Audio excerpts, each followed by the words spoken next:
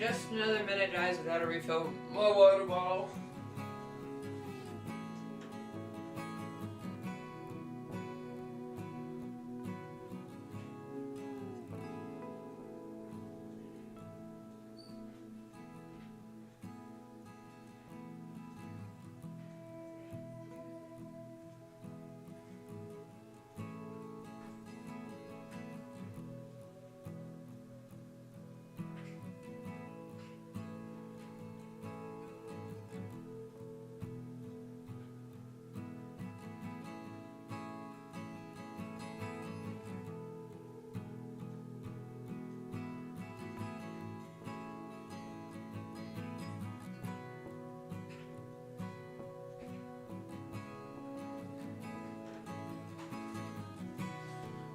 Alright, and we're back with some water.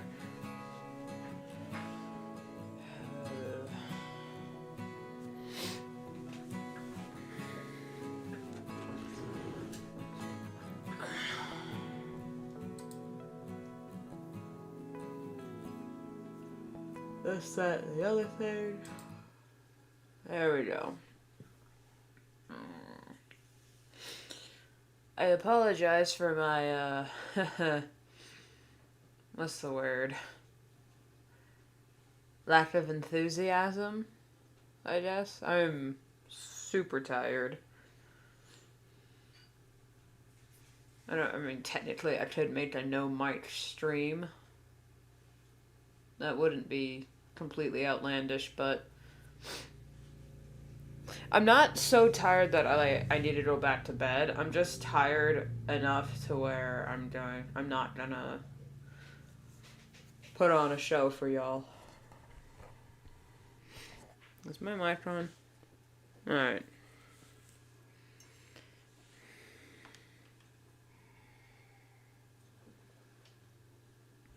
Also, if you hear banging just rustling in the background, my office is right up against my bathroom, and currently in my bathroom are 3 kittens that have taken up residence. So if they're making a racket and you can hear it, I do apologize. It's a lot of sleep has been lost over these little guys. Love them to death, but my goodness, are they... first week of bringing the baby home.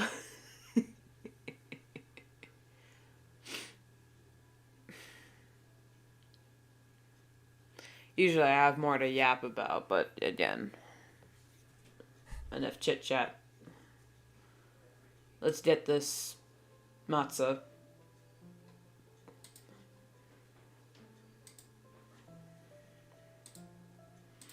I know usually the phrase is, let's get this bread, but my goodness, it's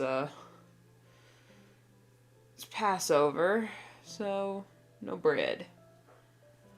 Also say hello to the new PNG that we worked on last stream for 10 hours. That was fun.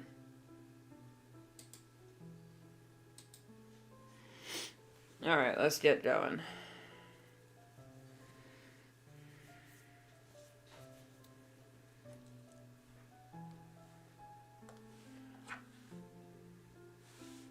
I guess I should not preface, but whatever. I'm so tired. Usually, every 10th page I post on DeviantArt, which is where I post my comic, I do a sketch dump.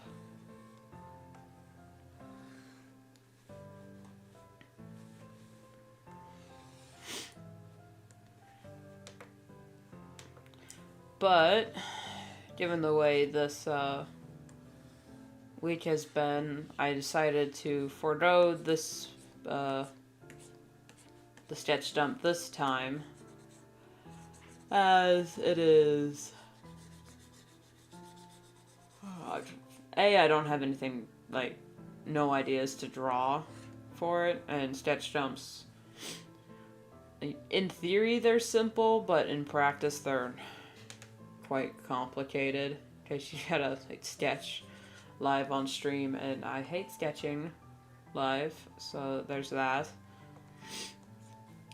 Also, I'm not behind on the comic, but I've been doing a lot of other things, so I haven't really worked on the comic for like the past few days. So I'm behind in that regard. Sorry if you hear me yawning all the time.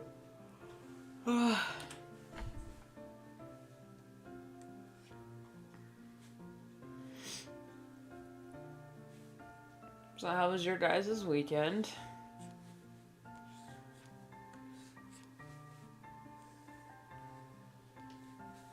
Yesterday was the first night of Passover, or I should say last night was the first night of Passover. So we were having a Seder party with our synagogue. I ate way too much food. And I know I should stop being such a glutton, but they had New York steak and rice curry, matzo ball soup and whatnot. You know, they had all the good stuff. There was so much fresh fruit and dried fruit, baklava, which usually I'm not a fan of, but a new member of ours made some based on a new recipe, and I actually liked it. So I don't know, maybe my taste buds are changing as I get older. Because I used to hate baklava, but then like the past few months, I had something called baklava cheesecake, which was really good. And this time having the baklava wasn't so bad, but everyone said it was really good. And usually when someone who's already a fan of something says another version is really good, I take it as expert advice.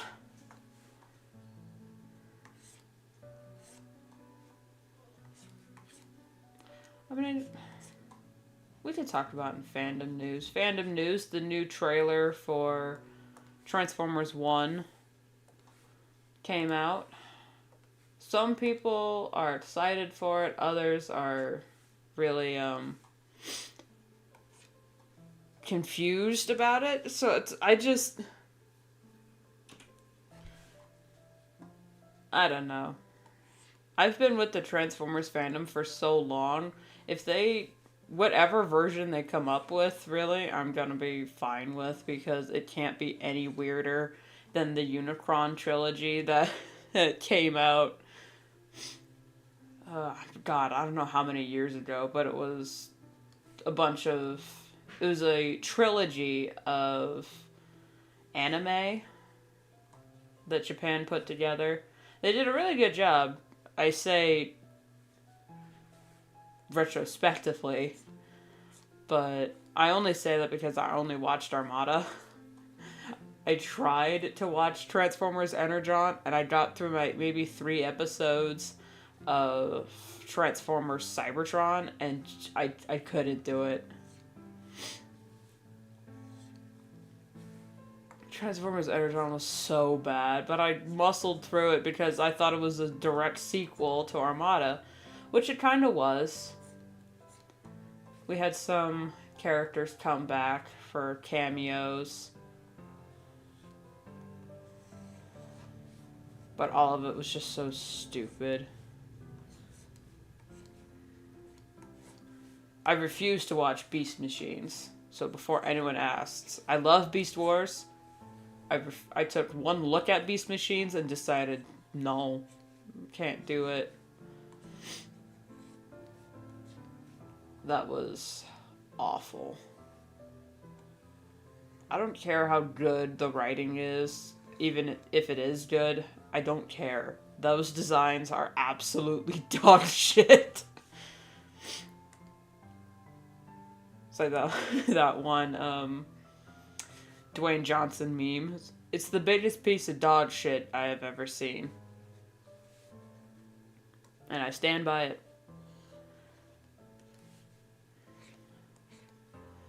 I mean, I would rather watch the Michael Bay movies again than watch an episode of Beast Machines.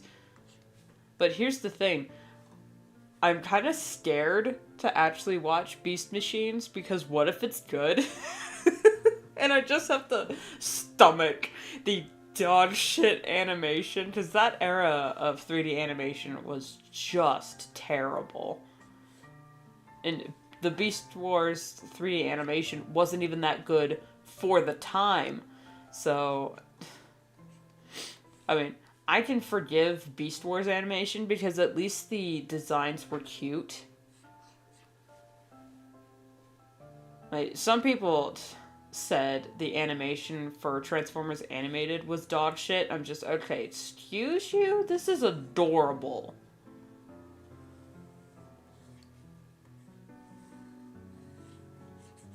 It's the same animation as Ben 10 Omniverse, which a lot of people also hated because of the animation. It's like, guys, what's wrong with the style of animation? It's Americanized anime. It's adorable.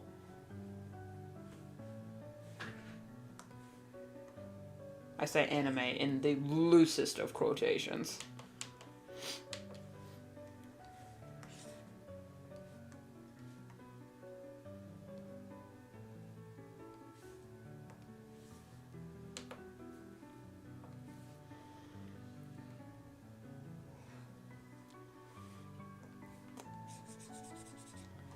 So anyway, back to Transformers 1. People were saying, and my brother said so too, that he watched the trailer, or he watched someone react to the trailer, and they were both so confused as to what was happening. And I'm sitting here like, really? It's quite obviously a prequel and a soft reboot of the series, of the franchise. But he thought it was a sequel to Bumblebee. I'm just, no. Rise of the Beast was supposed to be a sequel to Bumblebee, I think. I don't know what Rise of the Beast was supposed to be. The fact that Rise of the Beast was so bad pissed me off, because Beast Wars is one of my favorite Transformers shows, second to Animated, which I like more than Prime, and I will fight tooth and nail anyone who says Prime is... Okay, well, Prime is good. Transformers Prime is good. I don't argue that. I just prefer Transformers Animated.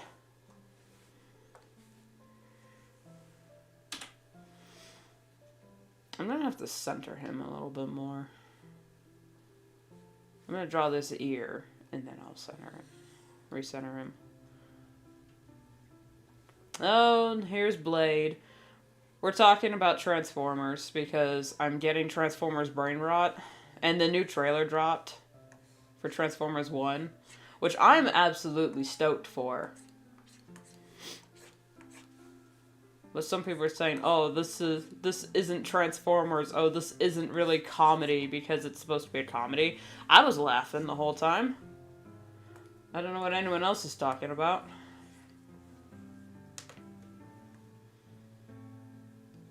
The only, I guess I should say issue I have with Transformers 1 is the choice of song for the trailer. At least the trailer I watched. They were playing the song You Make a Grown Man Cry by, I don't know who the song is by, but it's the one that goes, you make a grown man cry. And that's all I know about it. I'm sitting there listening to it. Why are they playing this song for the trailer? But then again, that's also really funny that they're playing the song You Make a Grown Man Cry, because you know the G-Whiners are going to cry or whine about the movie being different. Because it's a prequel. It's a soft reboot. It's a soft reboot prequel of the Transformers franchise.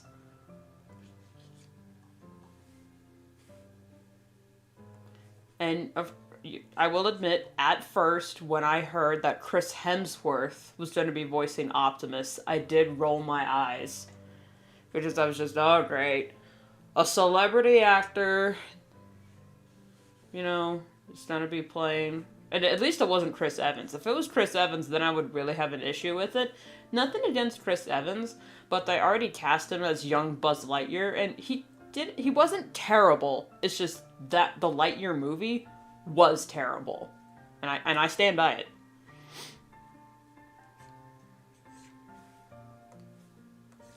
But once I watched the trailer, Hemsworth did a really good job.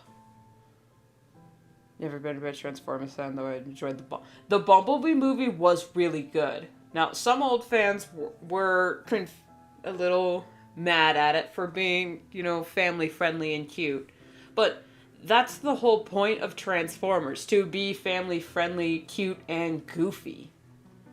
Because, they're like, oh, it's not authentic to the spirit of Transformers. It's like, I'm sorry? Did you watch the original show? That is the goofiest thing ever. Also, the first 3 minutes of the Bumblebee movie is better than all 5 of the Bay movie Transformers combined.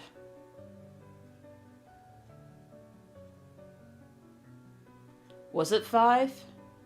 Wait, how many Michael Bay Transformers movies are there? Because there's Transformers, Revenge of the Fallen,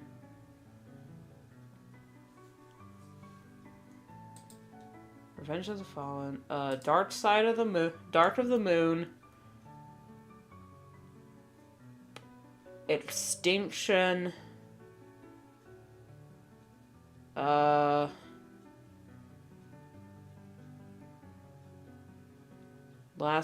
Night. Wait, no, there was one in between Extinction and Last Night.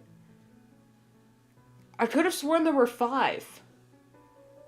I'm missing one. You know, I really, of the original Michael Bay movies, I first thought the third one was the best one, but then I rewatched the first one after so many years, and it is genuinely funny. Some hit or miss moments, you know. Of course, it's not the stupid, dumb humor that I just don't like. The second one I did not like at all. The third one I liked... I liked sort of, for the most part, but Extinction I really liked. But now looking back at it, it's like, they're all bad. I was just convincing myself. It was like, hey, this is a good Michael Bay movie. But is it a good Transformers movie? No, that was Bumblebee. Breath of fresh air, that one was.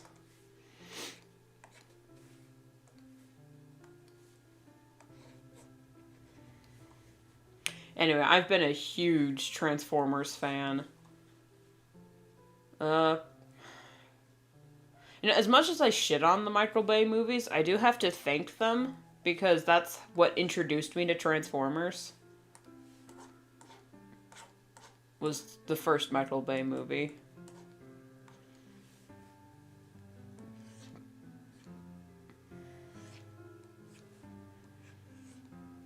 Then I heard about all the shows, and I started watching... what was the first Transformers show I started watching?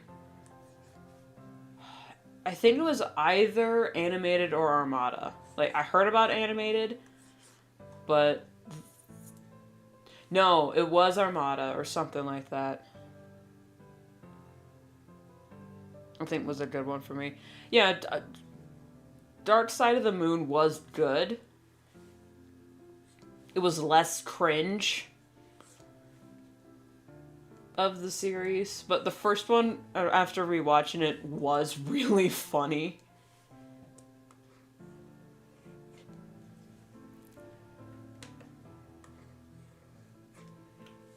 I absolutely hate the Michael Bay designs, though. I'm sorry. I don't care what anybody says. The Michael Bay designs are absolute garbage. Slightly better compared to some of the animes like, Energon or Cybertron. I don't know if I'm stepping on any toes with that one. But the Michael Bay versions were pretty bad. Iconic, but bad.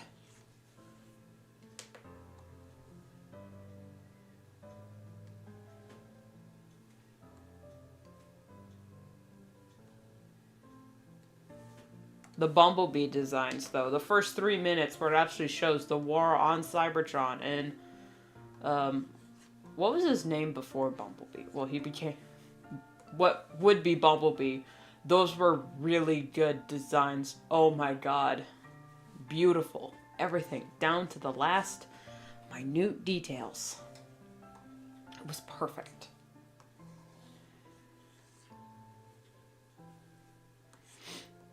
My first exposure to Transformers was a PS4 game.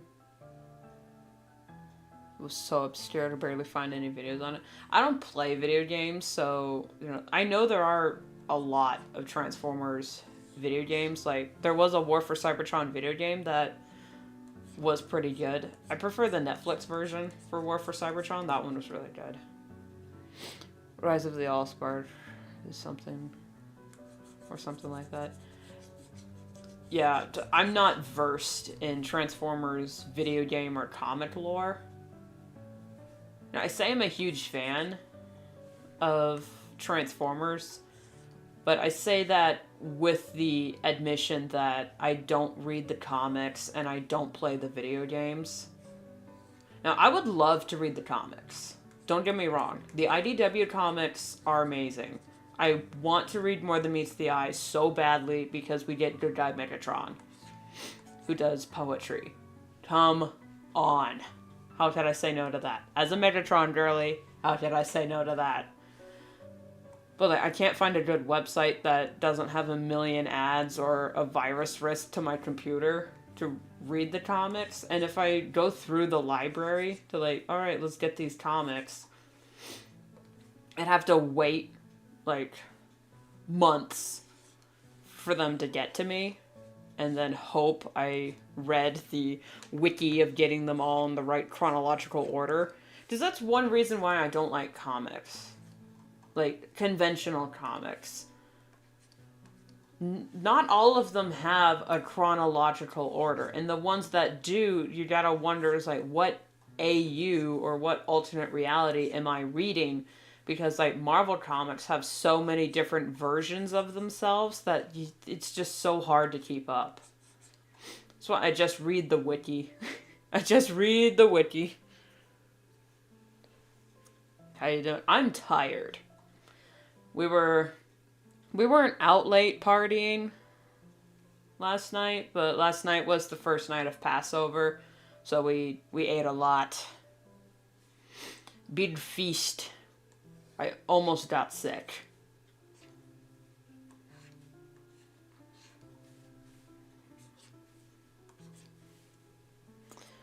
So, Phoenix, are you a Transformers fan? And if so, what's your favorite Transformers media?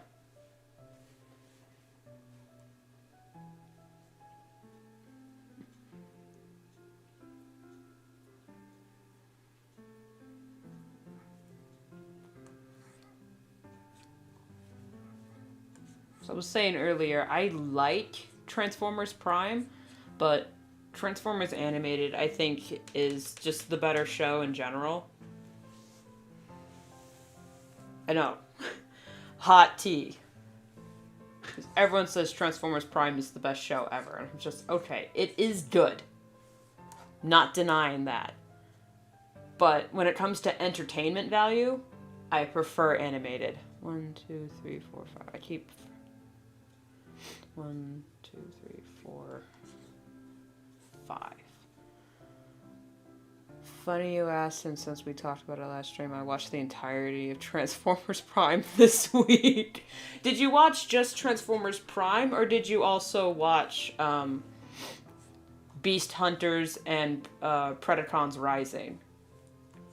Because Beast Hunters was the final season. It had its own little side name of Transformers Prime, and then after the show ended, then we got the movie Predacons Rising, and it was good. The Predacons Rising movie was really good. We're not going to talk about Robots in Disguise. Beast Hunters, that's what it was called. Yeah. Was Rescue... I totally forgot about Rescue Bots. Yes, Rescue Bots is so good. Not controversial at all. We love Rescue Bots in this house. When I was watching it, I say when I was younger, but I was like in my teens. I had the ridiculously huge crush on Heatwave, but Boulder is one of my favorites. 1, 2, 3, 4. Damn it. 1, 2, 3, 4, 5. Oh no, okay. And again, I don't play the games, but they're really good. Not much of it. I remember it being nice. It is so funny. Hey, Dancing Devo. We're talking about Transformers while drawing cats.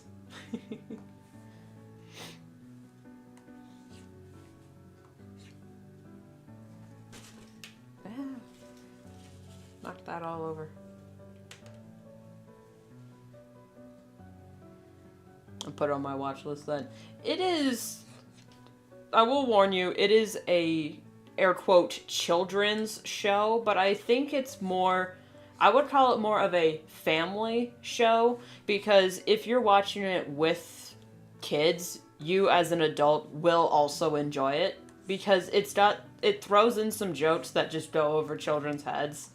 And it's not like innuendos or anything. They just throw in some pop culture references that are like, oh my god, that is hilarious that they threw that in there.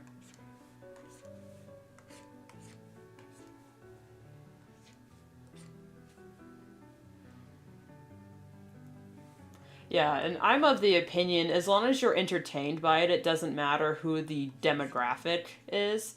Like, the demographic for Bluey is young children and maybe even some of the adults.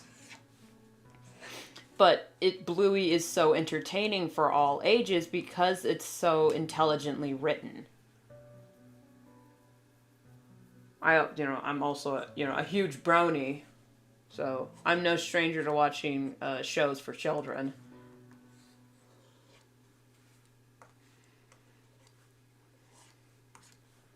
Here's my children's show hot take. Teen Titans Go was hilarious. That's my biggest hot take. Teen Titans Go was hilarious.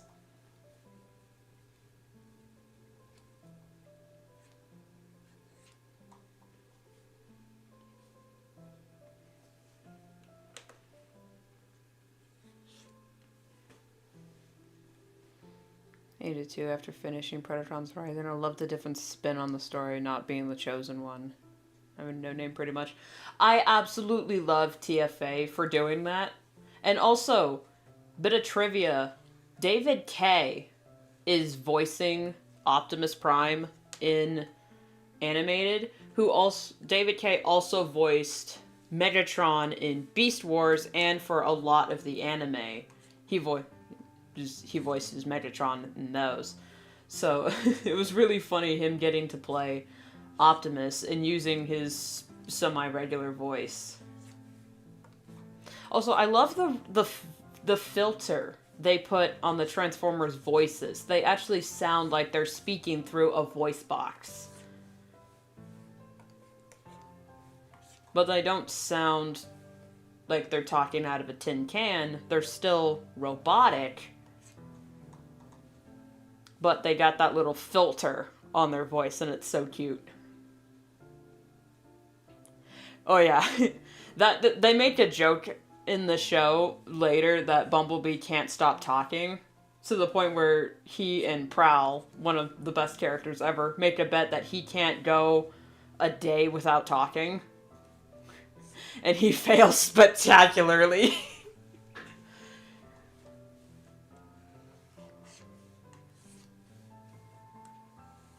Because he'll go like 5 minutes and he'll go, I've been being quiet. Does anyone notice that I haven't been talking? There. Well, that was 5 minutes. That's a new record for you. And he's, damn it! But of course he doesn't cuss, but darn it! I have not drawn Line Stripe in so long. I forgot how to do his cheek lifts, so he just looks wrong.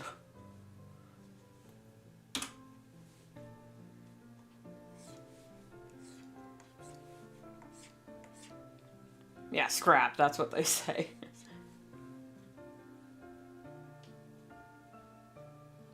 I'll be honest, the weird one, I think, is Cybertron, the mix of anime and CG. Yeah, that whole Unicron trilogy, oh my god. I preferred Armada, Transformers Armada. It's still kind of bad.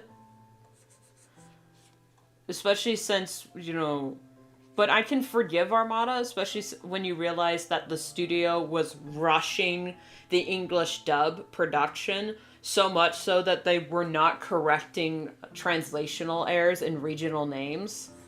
Like, there's a character on the Decepticon side named Tidal Wave, but in the Japanese version, he's named Shockwave.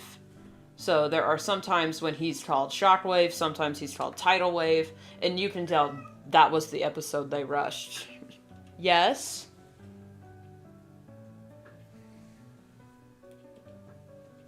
Sorry, little cat. This is my sister's cat. Oh my god. But then after Armada, then for like Energon and Cybertron, they started using CGI to animate the Transformers, but still used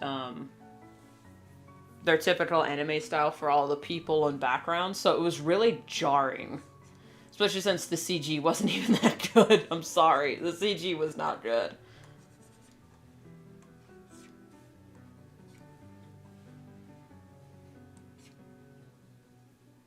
Well, good luck on your homework. I hope I'm not too distracting. Hey, CO, we're talking about Transformers. No, I mean, not Shockwave as in the purple Cyclops that we all know and hate, but in Japan, all the Transformers have their own different names, instead of just translating them over. Kind of like the Pokemon. They all have their own... They have their different names that they translate differently for the English, so that can be like a pun or something. But the character in English is Tidal Wave, but in Japan they call him Shockwave, even though we already have a Shockwave. Like, in TFA, we have a character named Bulkhead. He is his own character, but in Japan he was called Ironhide, even though we already have a character named Ironhide, so they just swapped the names for the Japanese regional names. I don't know why they did that. But like, when the name is a pun for like Pokemon, then it makes sense. Because like, the pun for the names don't quite translate well between the languages.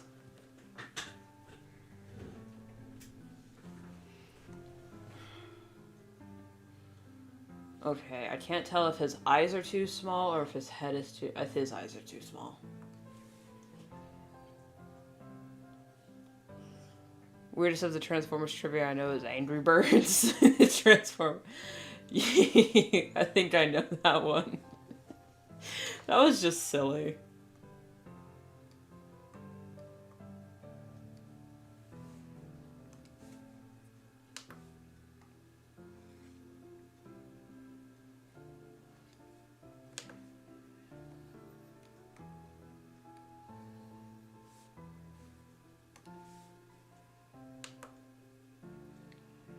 It was a blast seeing all of Prime again. I just love the character dynamics dialogue. Bunny's being a fanboy. Well, I'm glad you enjoyed it. I do have a bone to pick with some of the writing on Transformers Prime, but it's the smallest nitpick I could think of. I do have a bone to pick with Transformers Prime.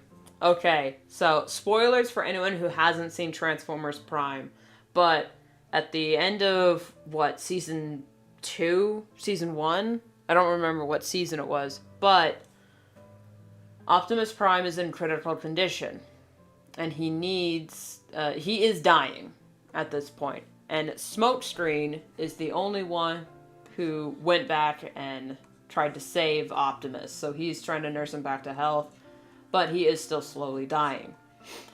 He is so critical, in fact, that the Matrix of Leadership is calling out to Smokescreen for him to be the next Prime. But Smokescreen doesn't want to let go of Optimus, so he gets a hammer. It's called the Hammer of Solus Prime, that can rebuild anything from raw materials. So he gives it to Optimus, and it helps rejuvenate him, and he is brought back to life, basically, after being from the verge of death. However, Smokescreen was this close to being the next Prime, and it is almost never brought up again, and Optimus never talks to Smokescreen afterward. I can't remember a single scene where Optimus and Smokescreen talk to each other after that moment.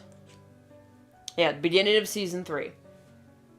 A great season, but that is my biggest nitpick, was how they built up Smokescreen's character of being, like, destined for greatness, and then they did nothing with it. They gave all the character development that they gave Smokescreen, they dumped it on Bumblebee, saying that he was destined for greatness and going to be a great leader one day, so they could go on and do Robots in Disguise, which was one of the worst shows ever conceived on American soil, with the name Transformers tacked onto it. It is disgusting how bad that show was. Yes? Well, I'm sorry, your mom's outside. I'm here. What?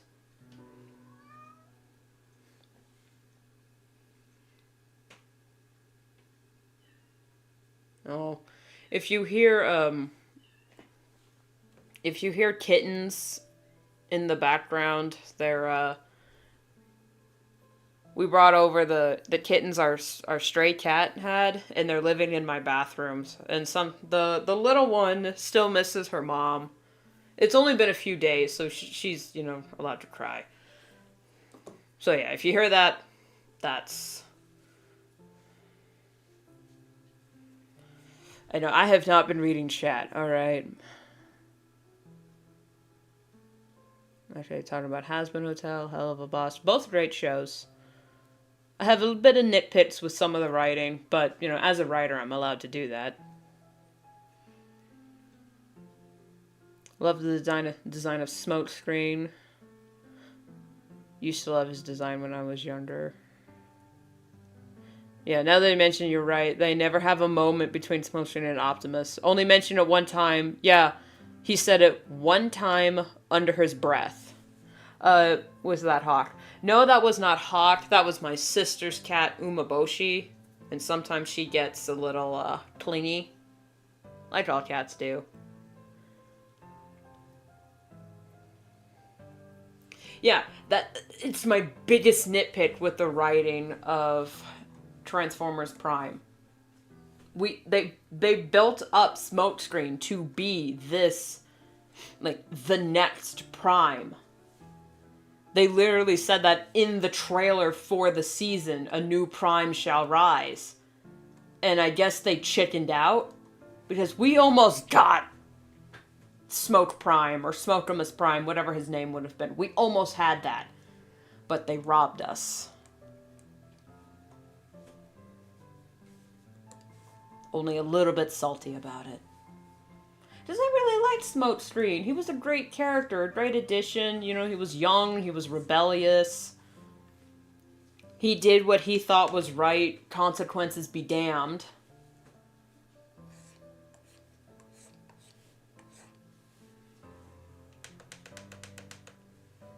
But yeah. He was built up to be the next leader, and then they did nothing with it. And then in Predacons Rising, they gave all that character development to Bumblebee. I'm using the wrong pen settings. So I was just, what was the point?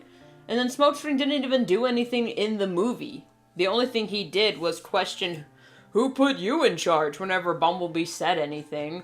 And he'd made the one joke of sitting in Megatron's throne, pretending he was the bad guy. That was really funny. But that was it. That's all he did after that. He's not even in Robots in Disguise. At the very least, I didn't hear about him being in Robots in Disguise. I hope he wasn't. That show was awful. I know Bumblebee is more marketable. He's like Bumblebee is the Pikachu of Transformers. Nothing wrong with him by himself, but the fact that he is fucking everywhere pisses me off. Because there are other characters. There are other Pokemon that are better than Pikachu. Like Raichu. 1,000 times better than Pikachu. However, Pikachu is more marketable. Why? Because he's cute. He's iconic. Yep, it's the yellow. He's not quite the R2-D2. I mean, he kind of was in Prime. You know, the same little beeping squeaks for communication. But, you know, R2-D2 is a badass. So I excuse his over-marketing.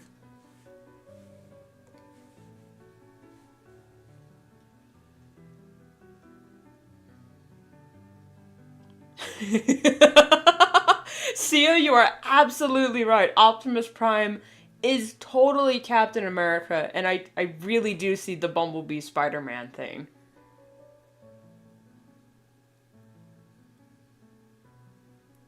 Yeah, I think you got it, Sia.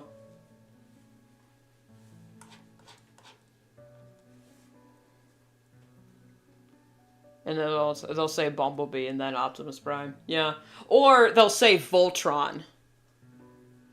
It's like, what's your favorite Transformer? They'll say, oh, I love Voltron. It's like,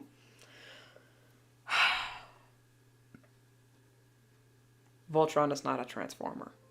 He's from Power Rangers. People, please.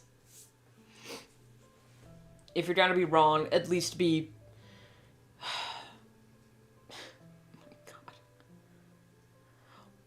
Voltron is the robot from Power Rangers. He's not a Transformer. He's not. But other people say, oh, I love Voltron. He's my favorite Transformer. And I'm just...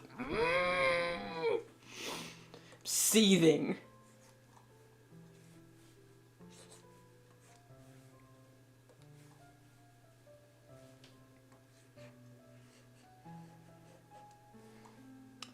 I have no idea which Power Rangers... Not Power Rangers! Oh my god, I'm so sorry. Voltron is from Voltron. It's a whole show. What's the thing from Power Rangers, then? Megazord? I hate Power Rangers. I don't know. What? He's not a Transformer is all I'm saying. Voltron is not from Power Rangers. I'm so sorry. I thought he was.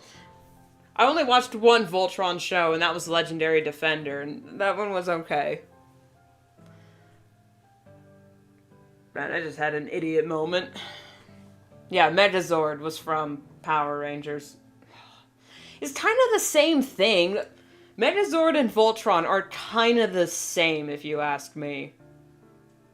Like, they're both 5 different robots that combine and transform into this bigger version, and they all have their own separate pilots and whatnot.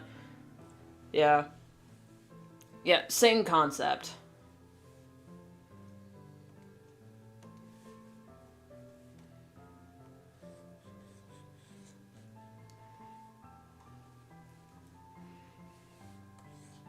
hate drawing the back of the head. They're so hard to draw. 1, 2, 3. We'll just tuck that under.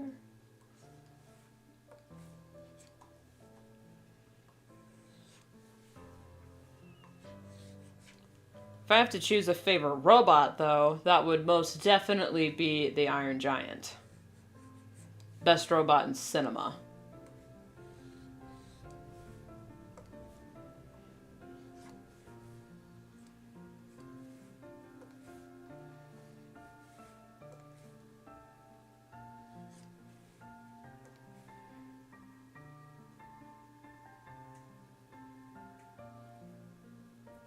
Alright, yeah. Go ahead, Blade. That was a wild ride. I remember last stream you talked. Yeah. Yeah, I'm super tired, so my brain is not all here.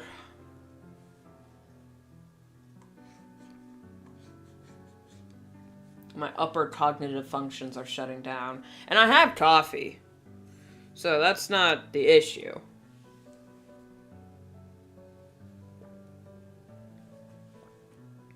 I just couldn't get comfortable last night. So that added to the restlessness. But when I did finally sleep, it was like food coma level sleep, so...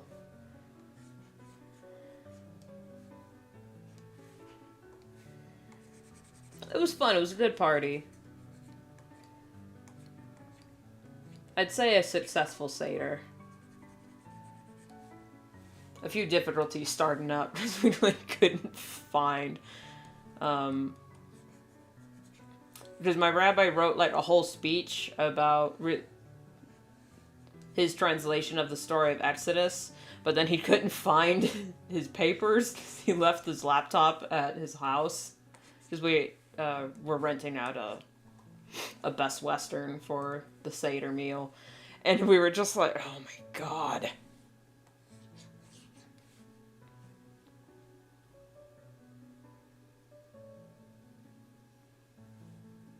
How's Fallout going? I haven't checked out that channel yet for Fallout, but all I know is that the show is pretty good, but my brother said that the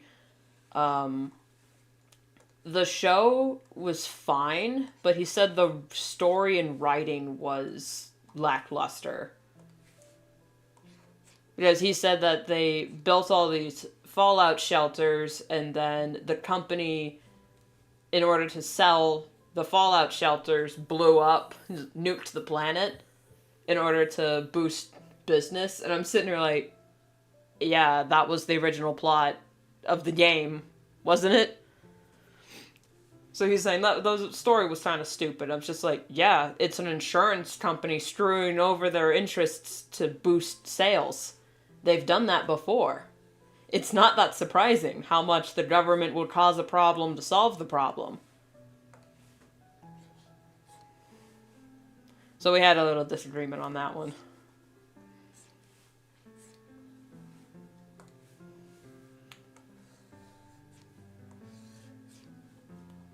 No, it goes further.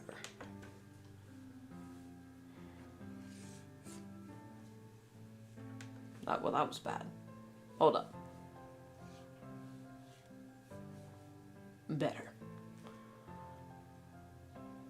BattleBots? No, I haven't.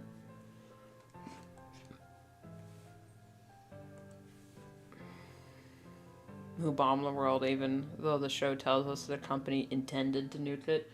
Oh, okay. So, are they like... They might... In the show, are they like blamed for it, but then it turns out someone else did it? Or is it... The point of the series is to be ambiguous? They definitely did profit off it. And then the whole world went boom boom. So no, I haven't seen BattleBots before Blade, and the lore journey continues.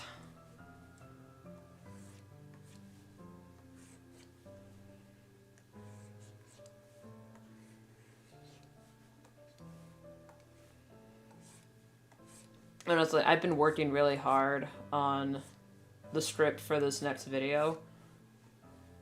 I don't know if it's gonna be out this Thursday. I will try my hardest to get it out this Thursday, but I'm still working on the script. It's just getting bigger as I write.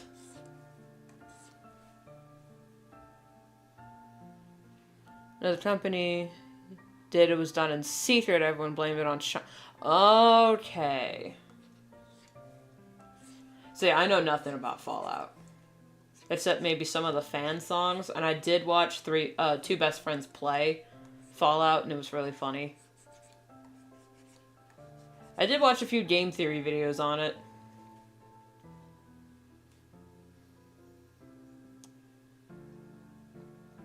Kind of rapid change of topic, but does anyone here love GTA? Who doesn't love GTA? I don't play it, but I love watching people play it, because it's absolute carnage.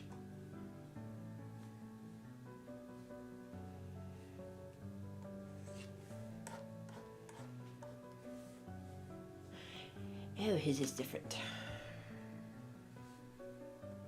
Let's start with his face.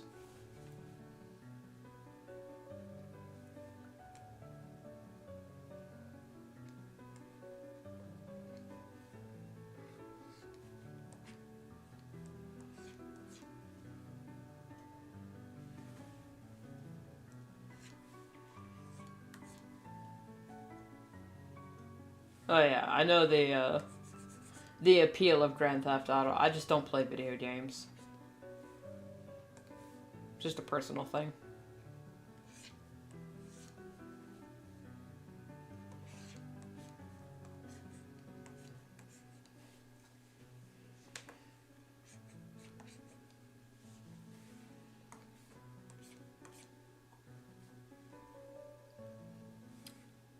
Yeah, I'm not a gamer. I made a meme on on Tumblr a long time ago where it shows Patrick with a in the lab coat and the microscope, saying me programming my my hotkeys for my tablet, and then the next picture was Patrick with a post or a board nailed to his forehead. It's like me trying to navigate the arrow keys on a video game. It's on a computer game. I can't. The most I can play are point and click adventures. Like Plants vs. Zombies.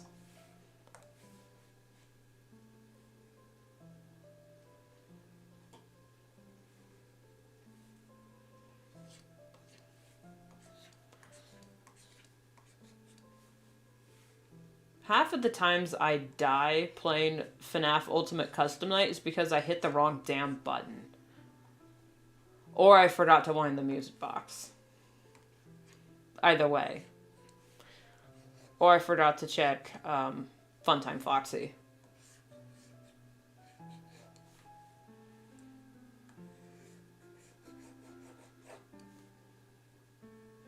That or visual novels. Yeah, I grew up on Clue Finders or like Reader Rabbit video games.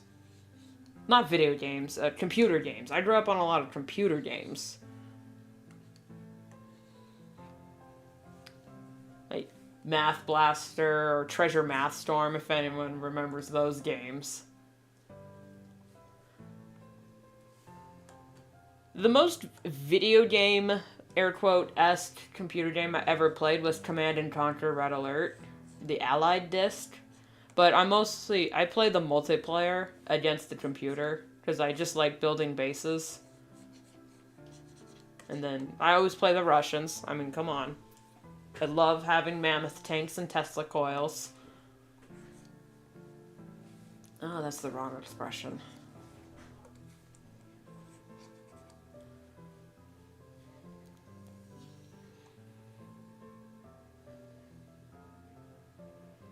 Print out the hotkey.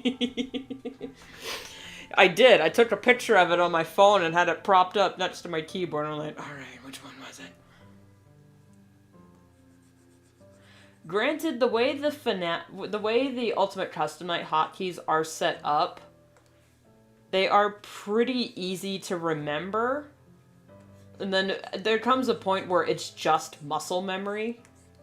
And there's no technical skill. The only thing you really have to worry about for Ultimate Custom Night is timing. Timing is everything. And power, you know, the only real strategy is power consumption. And, like, how long can you let something, can you push not doing something until you have to do it before it kills you? But other than that, once you get used to the hotkeys, then it's pretty simple. And that's coming from someone who still struggles with arrow keys. Like, I tried to play Bendy and the Ink Machine on my PC, and oh my god, I died every time. Stupid chase scene.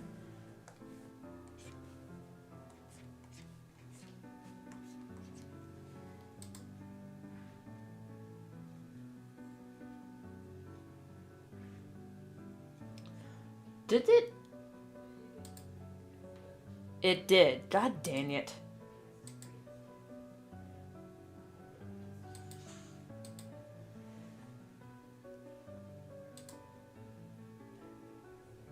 Hang on, where do I change the settings for my chat widget updated or changed, and now it's not staying on screen like I had it before.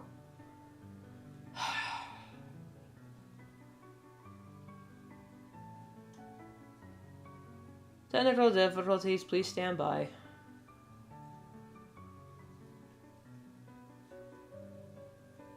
There we go. Okay, maybe that'll change. Wrong button. Did that do it?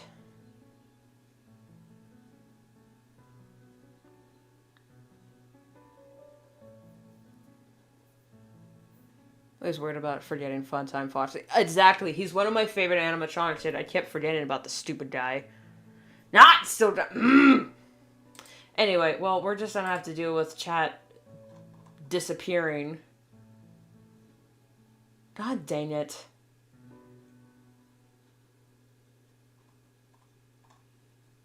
I'll have to fix that later. Shit. Oh well, I can see you guys, and you pop up on the side for replay, so there's that.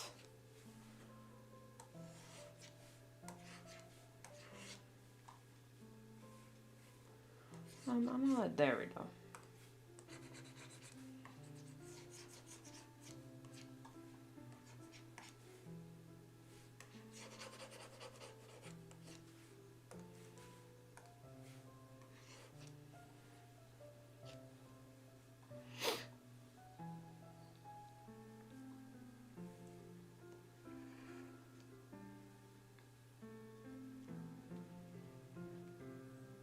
I'll just have to refresh the page 15 times until the chat loads up and I can say hello.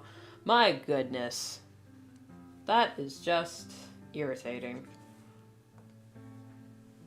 I gotta sneeze.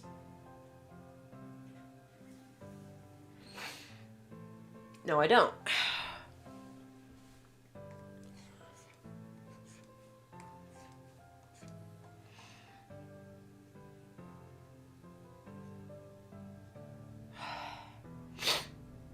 It went away. Okay.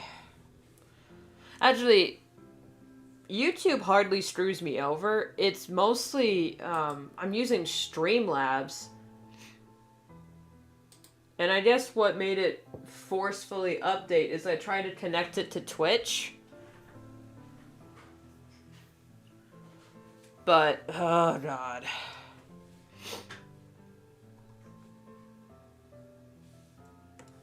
Now it's just not working.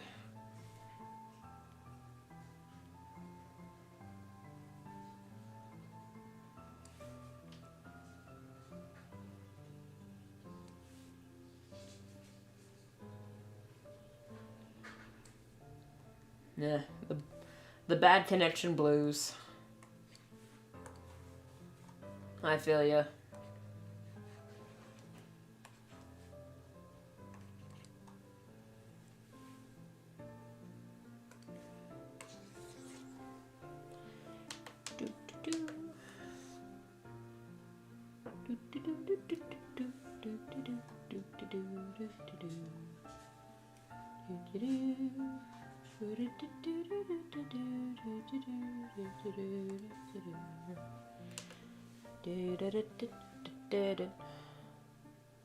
Seen people lie down on the video games is the funniest shit ever. Yeah, it is pretty funny. Some lags get terrifying though.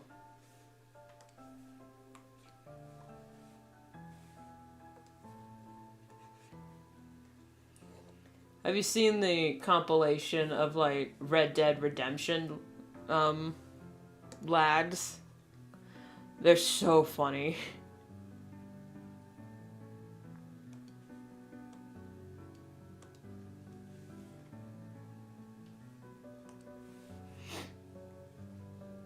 Alright, we do thin line art here.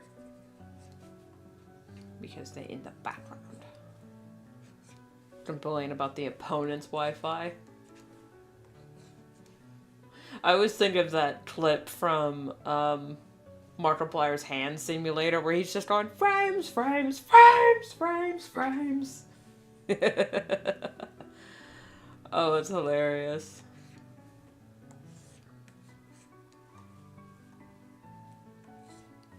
Some of the funniest gamer rage is because of a lag. And it was like, oh my god, this dog shit game, it's lagging out my PC. And then someone in the chat just goes, get good. This is get good, newbie. And then they just lose their mind screaming at chat. Oh, it's so funny. I forgot this part of him.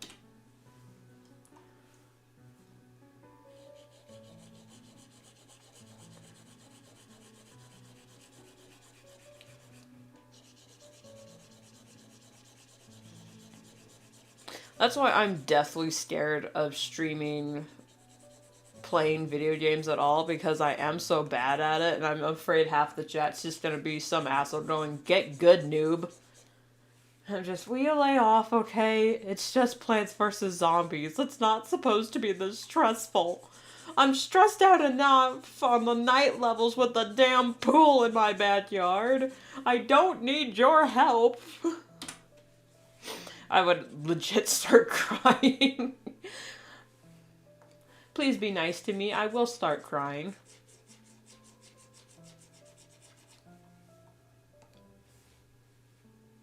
Alright, I'm gonna lighten it. Just a little bit.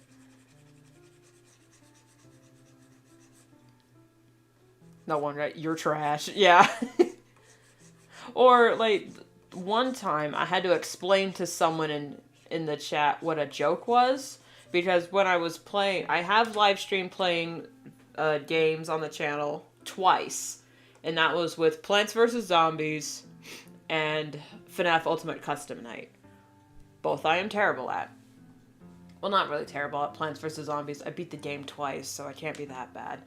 But for the title of Plants vs. Zombies, I had the title of the stream as Plant Mom Simulator, because it really is. It kind of is. You're just making a little garden. Sure, there's zombies in it, but that's just normal when you become a plant mom. And for I learned my lesson because the thumbnail didn't quite fully communicate that it was Plants vs. Zombies. But then for my FNAF live stream, the title was Furry Conventions Be Like. And on the thumbnail, I actually drew Rune wearing cat ears and little paws and a bell collar, but with Golden Freddy and Mangle. So, it more clearly communicated that this was a FNAF live stream.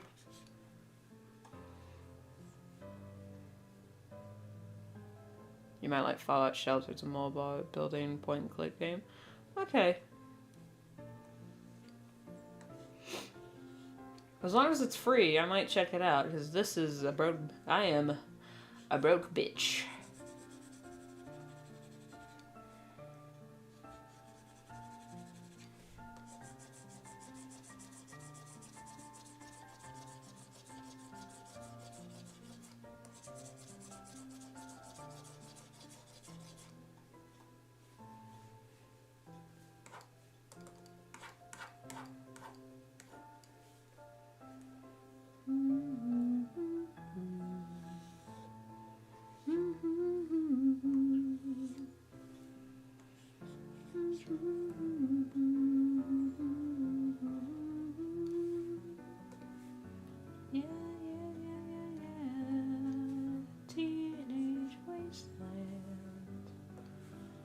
It's free. I'm broke too. Okay, yeah, just we're all in the same boat.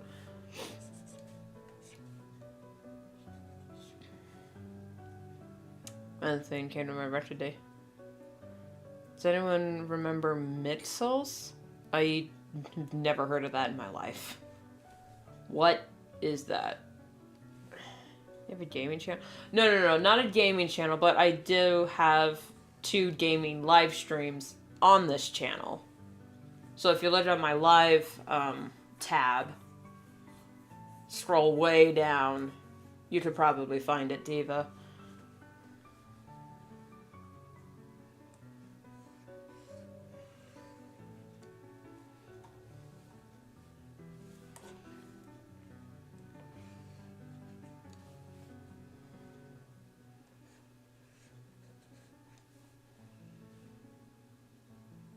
Yeah, easily confused. Why do I have this song Bubba O'Reilly stuck in my head? Haven't even listened to it in months.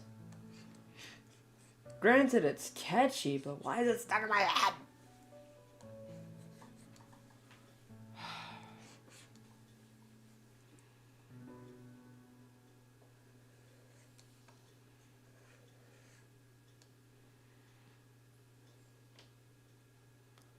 And have you seen the "You Fuckers Killed My Horse" video? No, I haven't, but I have watched a bunch of other gamers play the game, like Big Puffer and Smitty.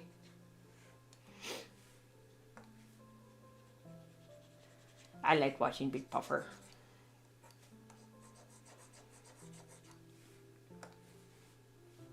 I think I prefer watching Pezzy. Because Pezzy, he plays a lot of horror games, which I hate watching people play horror games. I hide in the comments section because I cannot stand jump scares. But the way he reacts to jump scares are so funny because he reacts the same way I do. He just throws his headphones across the room and just screams. Like, yep, that's that's how I react to jump scares. You saw the thumbnail, Lamau. Yep. My brain wants to torture you, I don't know. Yep. The problem is it's not a bad song. I actually really like it. I mean, the song's called Bubba O'Reilly or something like that, but most people know it as the song Teenage Wasteland. It plays in all the trailers, you know, yep, that's me. You're probably wondering why I'm in this situation. Can't handle jump scare, plays Ultimate Custom Night. Hey, the thing with FNAF, when the jump scare happens, it's game over. So it's more of a, okay, I can relax now. It's not like don't breathe, silent breath, or don't scream, where it's just a constant barrage of jump scares and whatnot. That's what I can't handle. I have really bad anxiety to begin with, and my family has a history of heart problems, so I'm threading the needle when I am walking the wire when it comes to playing horror games while being overly caffeinated and having a history of heart problems in my family. So, it's awesome.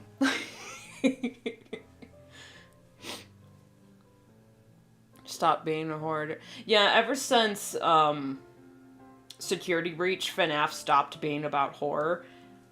I'm sorry, Security Breach, not scary. The scariest part of Security Breach was playing red light, green light with the endos, and that was basically already done in The Joy of Creation, a fan game.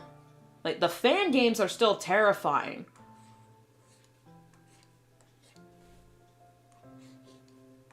But ever since Steel Wool bought FNAF, it stopped being scary. Same with the movie. No, I understand why the movie wasn't as scary as it could have been. I understand that due to marketing. You know, you gotta, because if they actually made an authentic FNAF movie, it would have to be rated R. But then half of the 12-year-old, 8-year-old audience that wants to see Freddy and Foxy on the big screen wouldn't be able to watch the movie. So then they would lose that audience.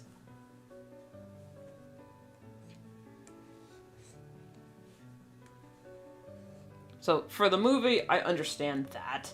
But for the games, I mean, come on. Children are playing the games, and they're just not, you know...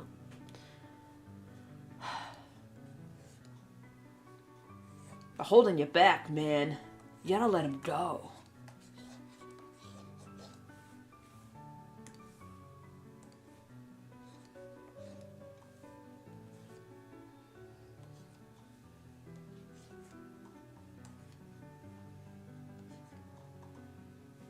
That was wrong. Alright, there we go.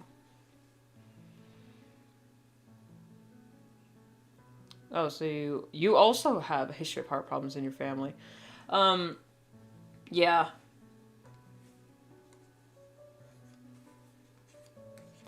Also, funnily enough, both my grandfathers, on my mom's and dad's side, had dementia and Alzheimer's when they got older. So, yay! Double whammy for that. Heart problems and dementia. Woo! Totally being sarcastic here.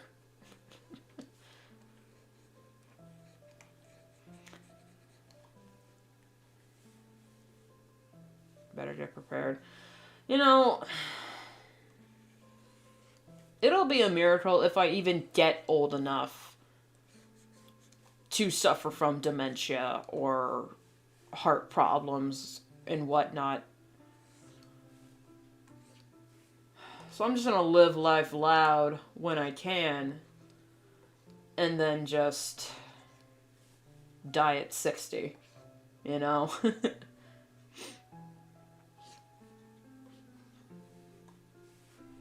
You know, my grandma on my mom's side is still alive.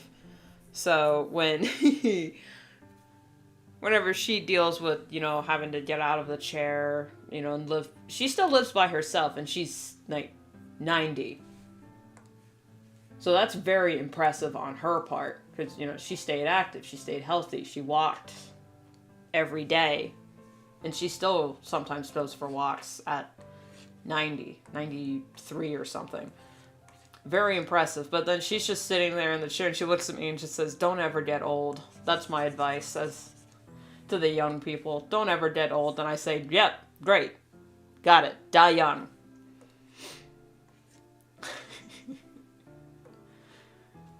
Whatever happens, happens.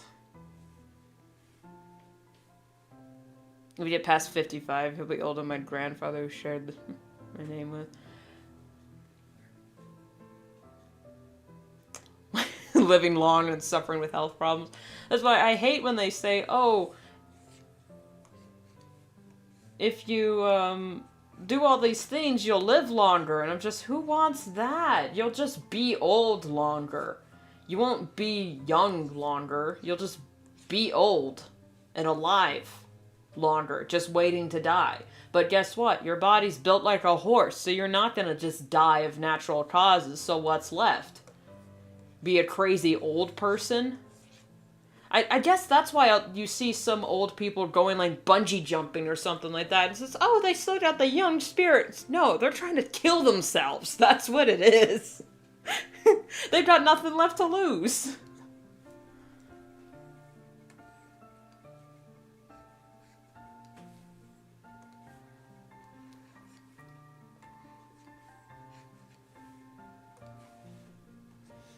Anyway.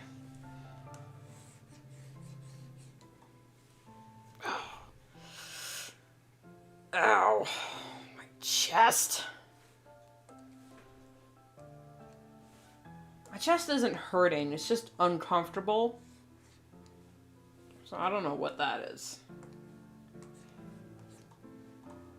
Hilarious that I just mentioned having heart problems, and then my My chest on my left side starts hurting a little bit. It's like, oh, great. My heart was just, I was summoned. Pain!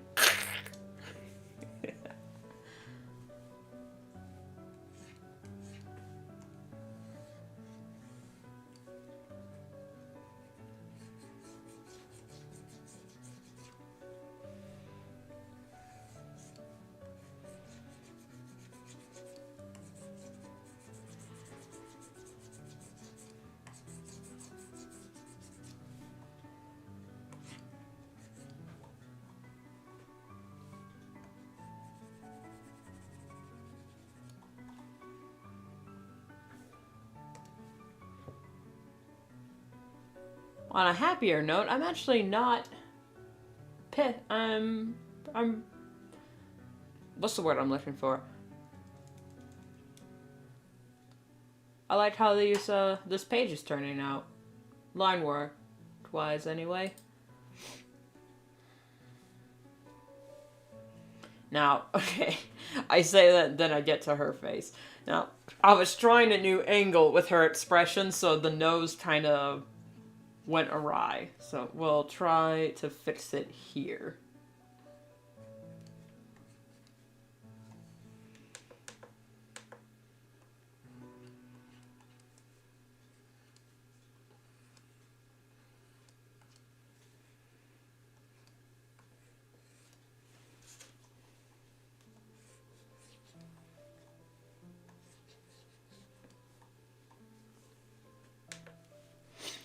Teenage wasteland.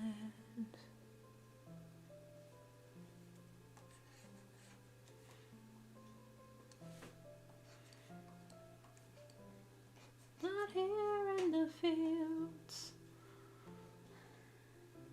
I don't know the name of the words to that song. That's why it's really driving me crazy, because all I know is Teenage Wasteland. I don't know any of the other words.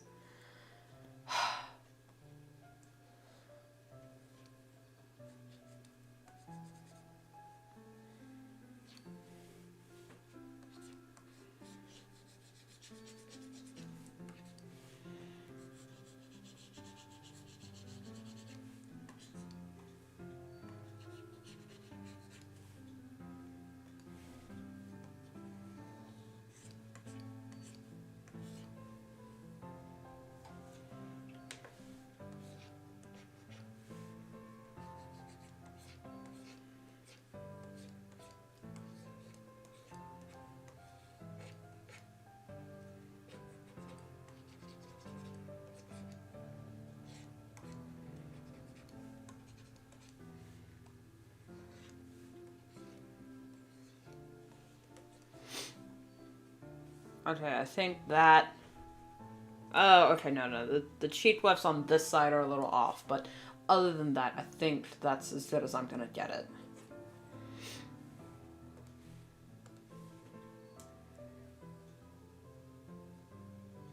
Artistic torture, remembering the remnants of a song. Yep. Well, that's why the song is stuck in your head, because your brain is trying to remember the sounds, but it can't quite remember, so it just repeats it into your head over and over again until you remember the sound. So really, the only way to get a song out of your head when it's stuck in your head is to listen to the song. Apparently. I haven't tried it yet.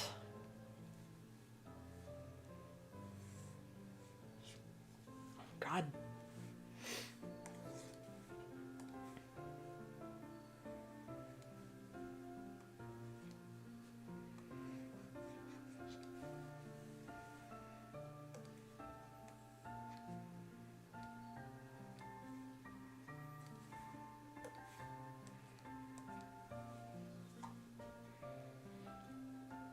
I can't find it for two.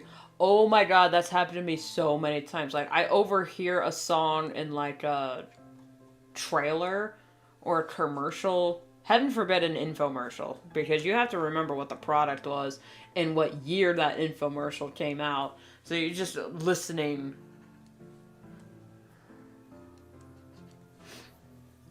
intently, and then you can't find it, and you're like, oh my god, what was it? Thank God. Now, if you find the song, be like, all right, what's the name of this? Thank God the phones now have a detect song option. Where, like, if you're listening to a song and you don't know what it is, you just let it play into your phone mic for a little bit, and it'll tell you what the song is. It's just, oh, sweet justice.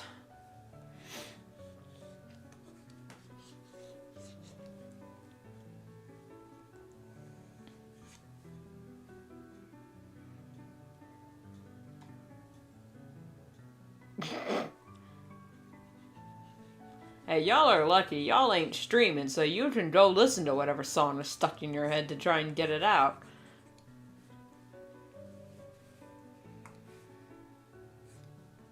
If that's even how it works. What's really hell is when you get a song stuck in your head that's in another language that you don't speak. So you're like, what is that song? And you're like, what, can you sing the lyrics? It's just,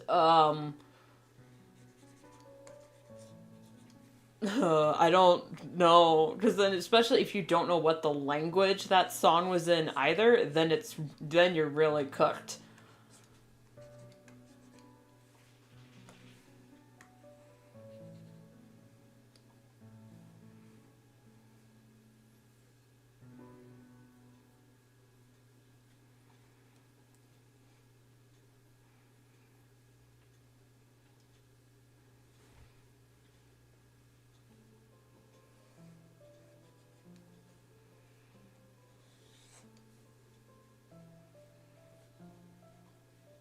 You know what I'm gonna do? I'm just gonna copy her body from this frame over to here.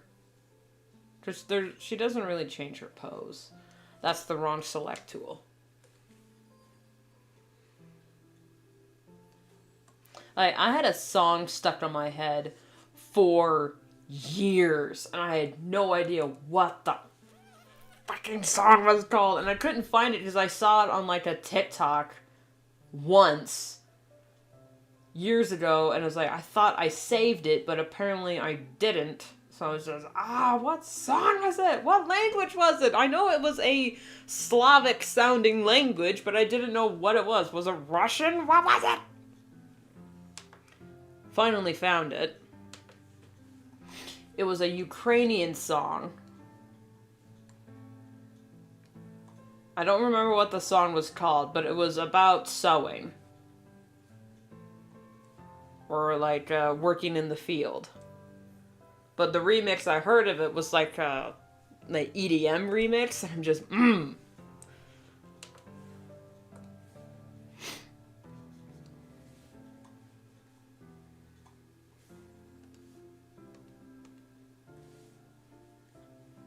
It's still doing the rounds on TikTok. It's like a trend. But like the latest trend was mixing it with a different Italian song.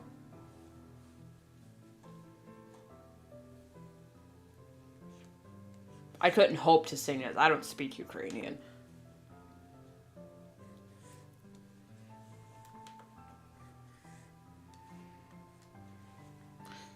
If anyone knows what I'm talking about, if I saw the title, I could probably say, yeah, that's him, officer.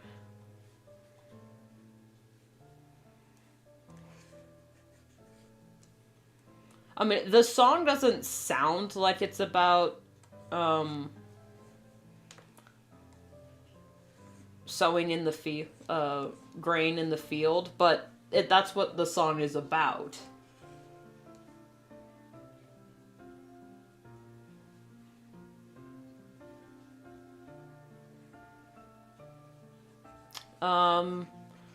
No, that doesn't sound familiar.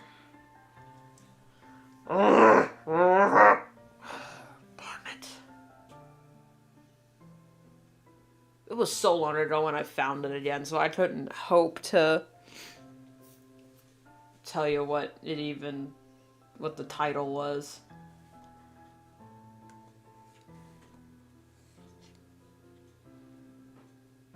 I think it was Shum or something like that. I searched it. That might be it.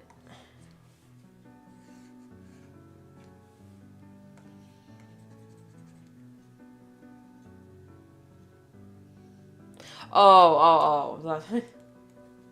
Oh, yeah, the Brooklyn Nine-Nine one. Yeah, number 5 killed my brother. So I missed that.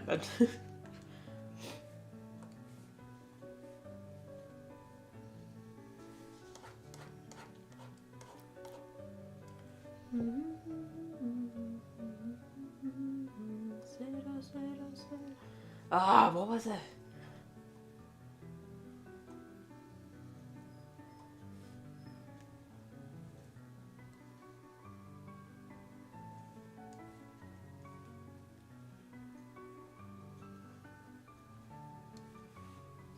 Say it.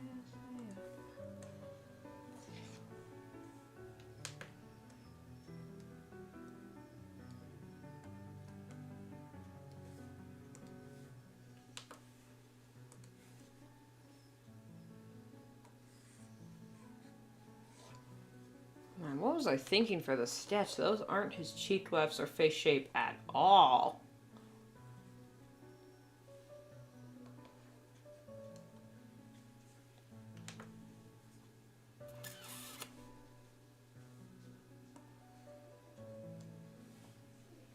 You know what?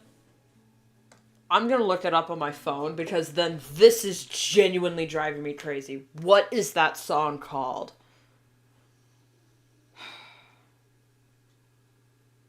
Hang on.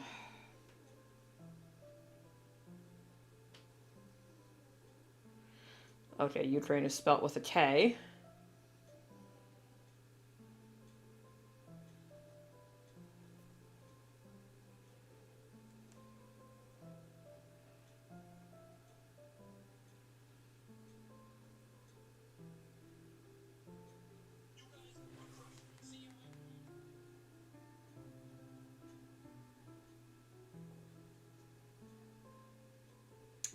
Okay, yeah, it is called Shum. I'm trying to find who it's by. Goya Shum. That's what it's called.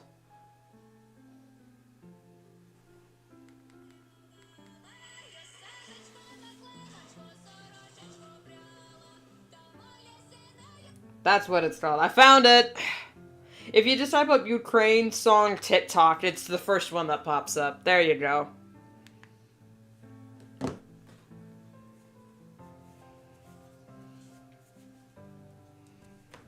Well, we've solved it.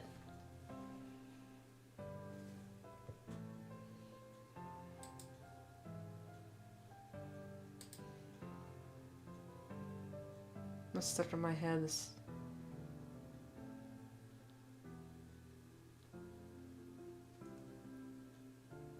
Yeah, it was on... Yeah, there you go.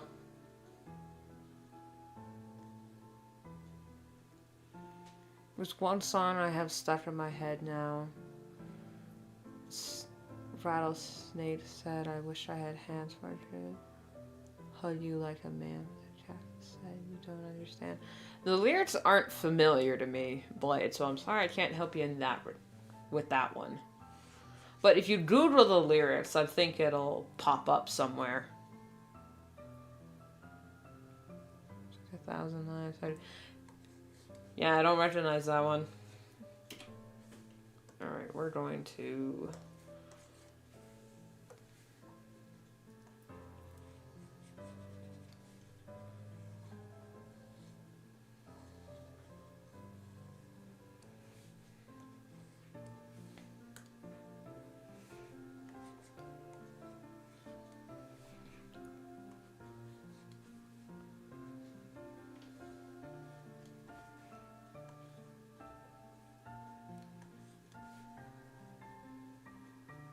You are now breathing manually. It kind of is.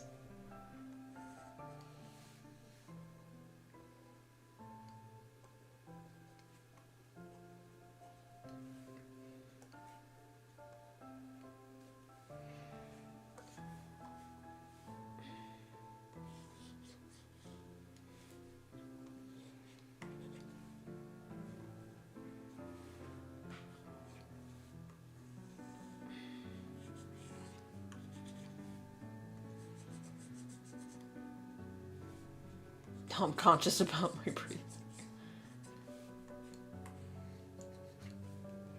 I always have to switch my, my breathing to manual every once in a while because my nose is so stuffy.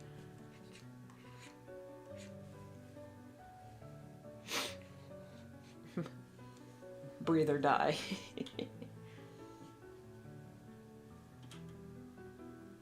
Well, the autonomy is a little off, but we can fix that.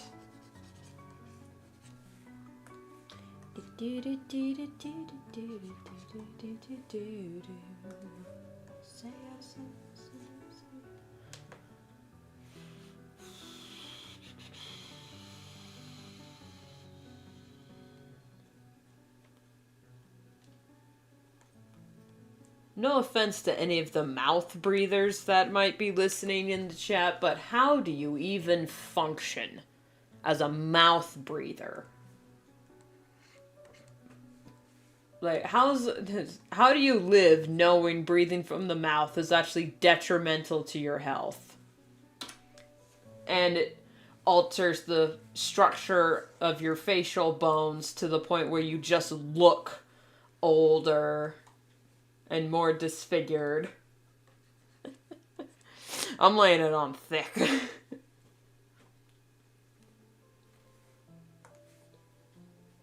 Again, no offense, ye mouth breathers.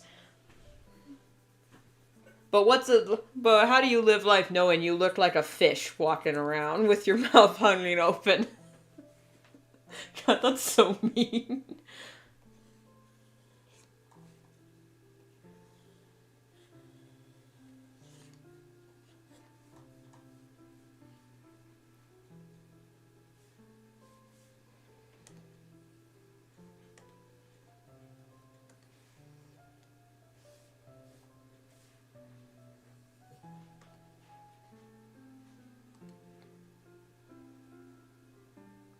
Yeah.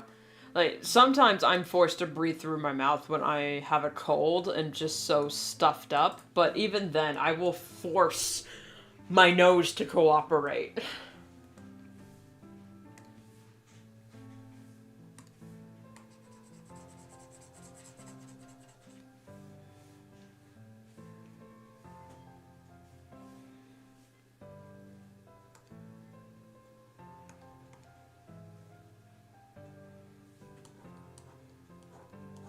Don't even realize.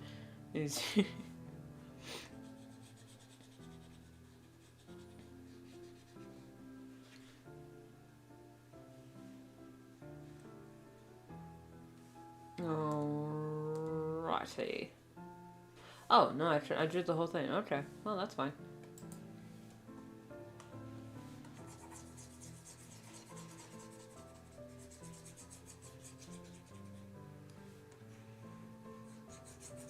As someone who's always had trouble breathing, I am hyper aware of when my lungs ain't working properly. Or if my intake's all off. Which is probably why I always sound out of breath. Which is annoying as hell when I'm trying to edit my audio for videos. But it's just how I breathe. I'm so out of breath all the time. Ow. Chest, can you stop hurting, please? It's not cool, dude.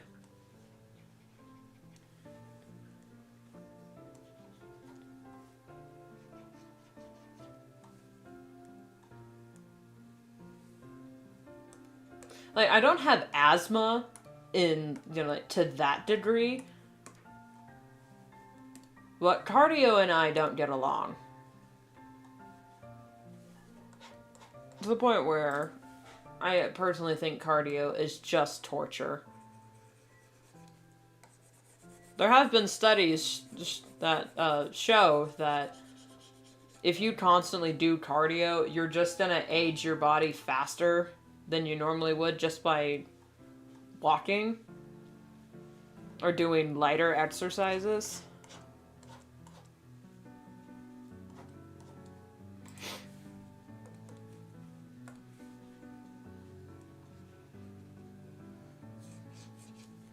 Apparently jogging is actually terrible for you.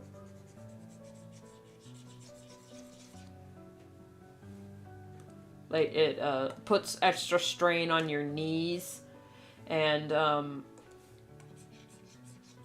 the point where it just degrades them a lot faster than if you were just walking. Now, I'm not any health expert, so don't take whatever I say as gospel, but that's just what I've heard.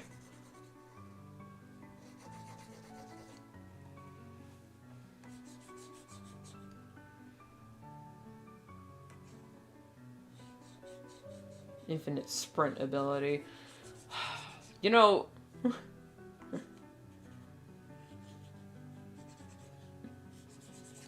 we dwarves are natural-born sprinters.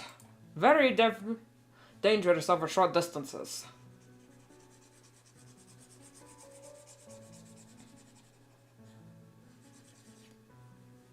Is just what I'm gonna keep telling myself because so I don't feel bad about not being able to run for very long.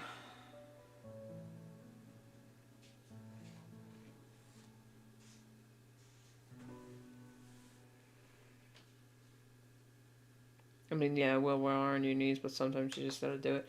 Yeah, yeah. I'm not saying never do it.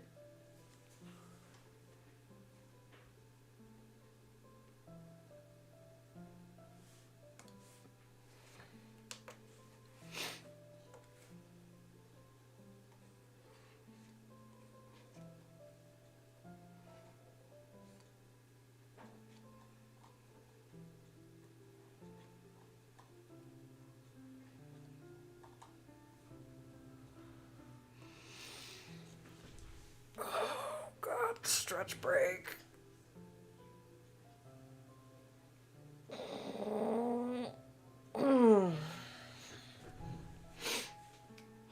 Adrenaline is my cardio. I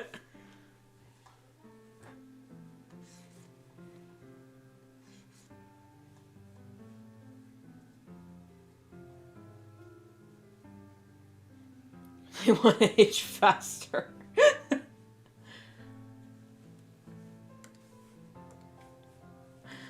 Oh, there's some at the bottom. Damn.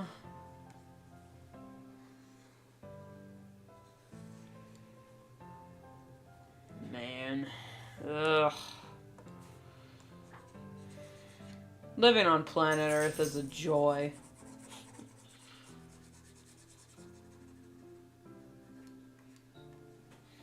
Yeah, like the old saying goes. Life and death and love and birth and peace and war on the planet Earth. Is there anything that's worth more?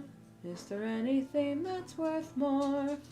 Is there anything that's worth more peace and love on the planet Earth?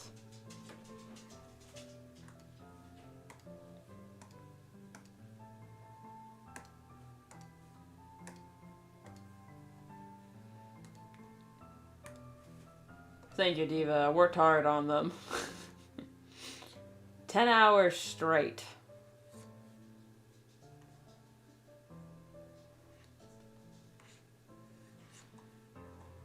Come on and sing it with me. The words relate to the key. It's a pattern. It's a pattern. Repeat after me.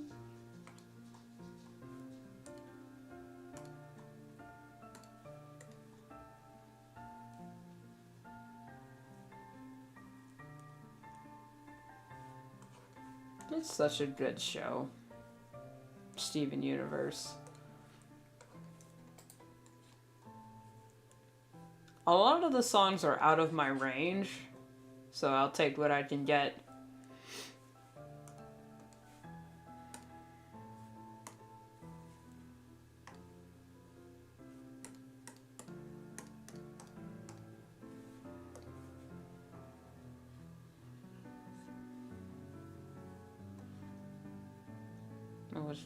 Gravity Falls is also really good too. But if I have to choose between Steven Universe or Gravity Falls, sorry guys, I'm choosing Steven Universe. It just... it was exactly what I needed when it was coming out. Like, every other episode, not every episode, you know, there were the Townie episodes or the Ronaldo ones that we all skipped.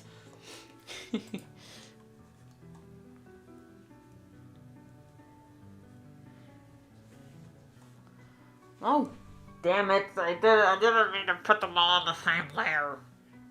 Shit.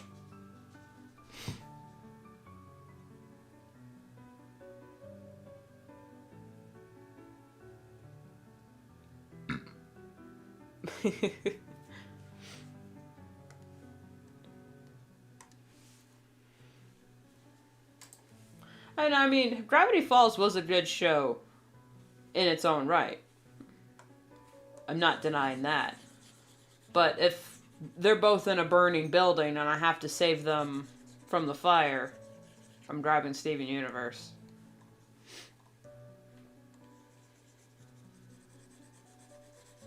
It's just how it is.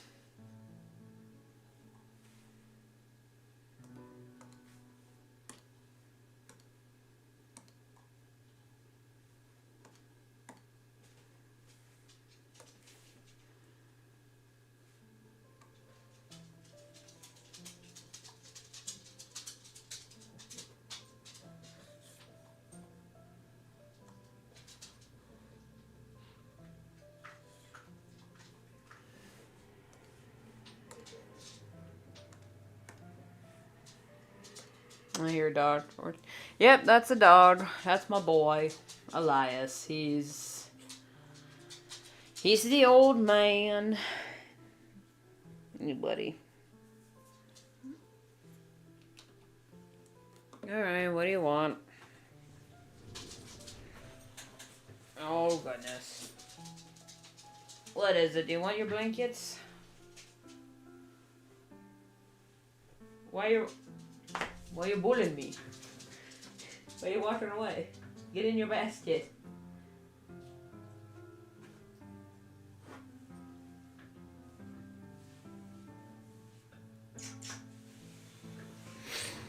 Ugh.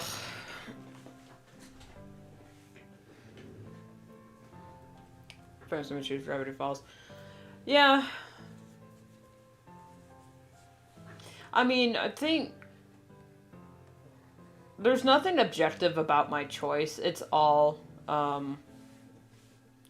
it's just because Steven Universe was, like I said, exactly what I needed at the time when it was coming out. Especially Steven Universe Future. When Steven, in Steven Universe Future, was going through his existential crisis / mental breakdown, I was going through a very similar thing at the same time.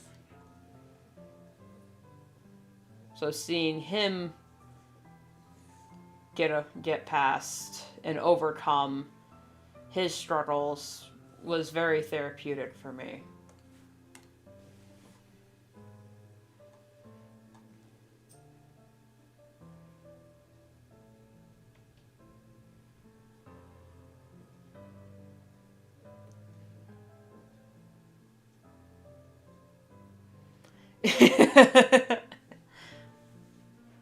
Well, it's just when you've been on the internet for any amount of time, literally everything you say can and will be used against you in a court of witch hunts.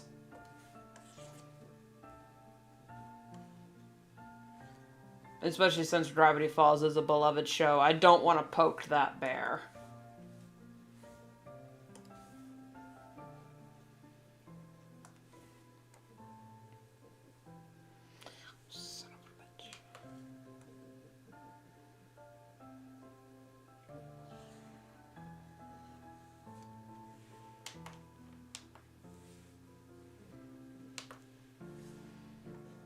Yep. Super apologetic. Over shit we really shouldn't have to be.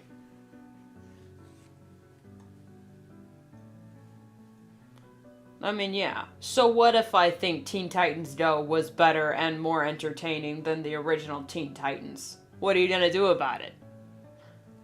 Cancel me? Good luck. No one actually cares.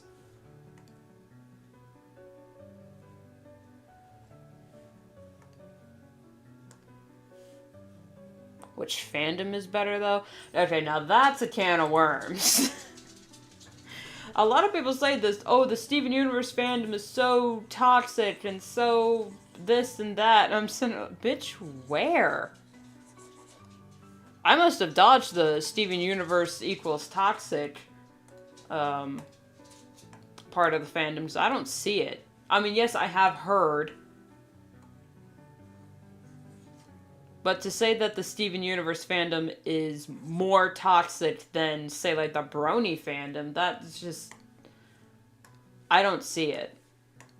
But then again, I don't interact with the fandom as much as I used to, now that I'm older and presumably wiser. The older you get, the more you realize if you want to enjoy a show, do not engage with the fandom. Because they will hurt you far more than your greatest enemies ever could.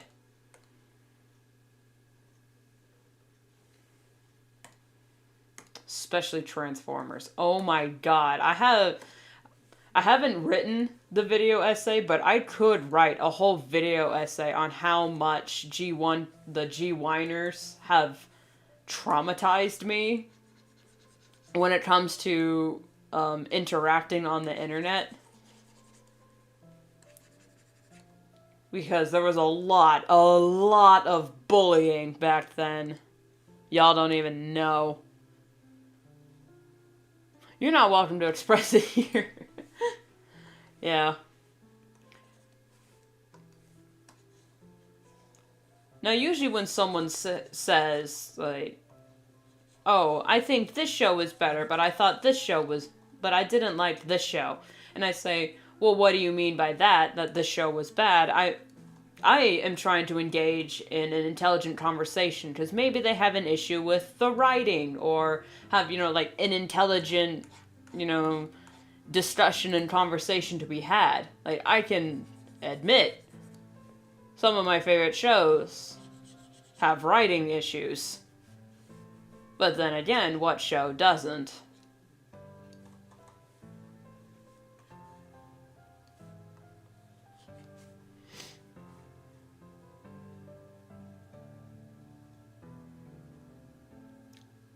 I'll say that it had its good moment, but I'm glad you actually enjoyed it.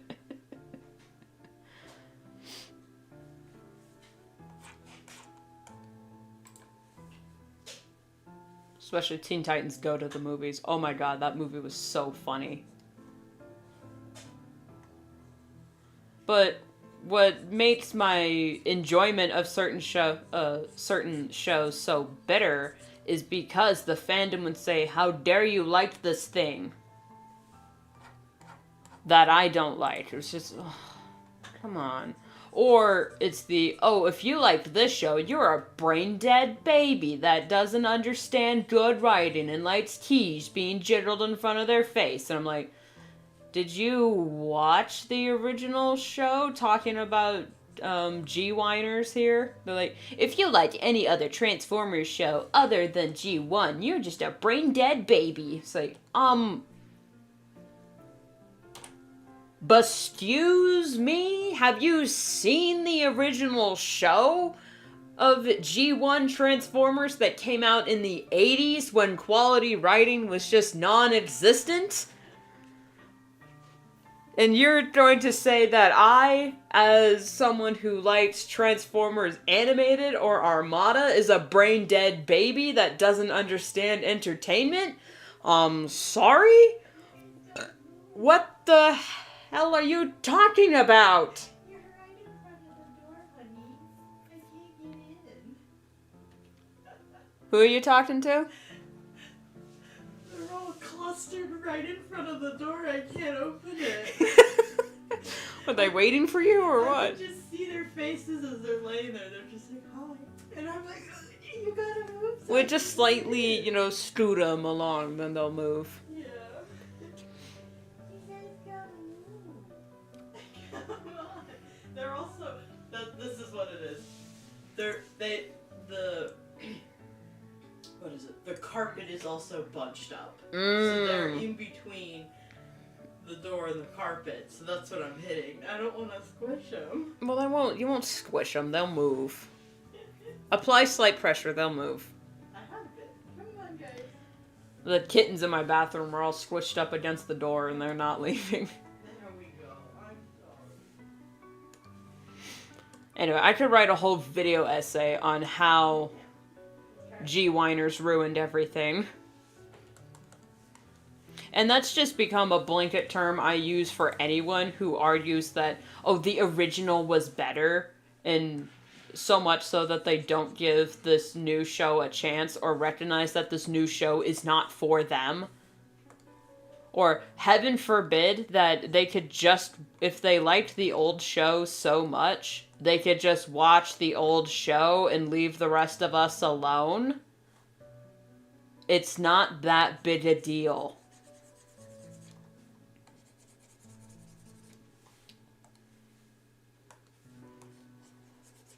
I am not a fan of the new My Little Pony series G5.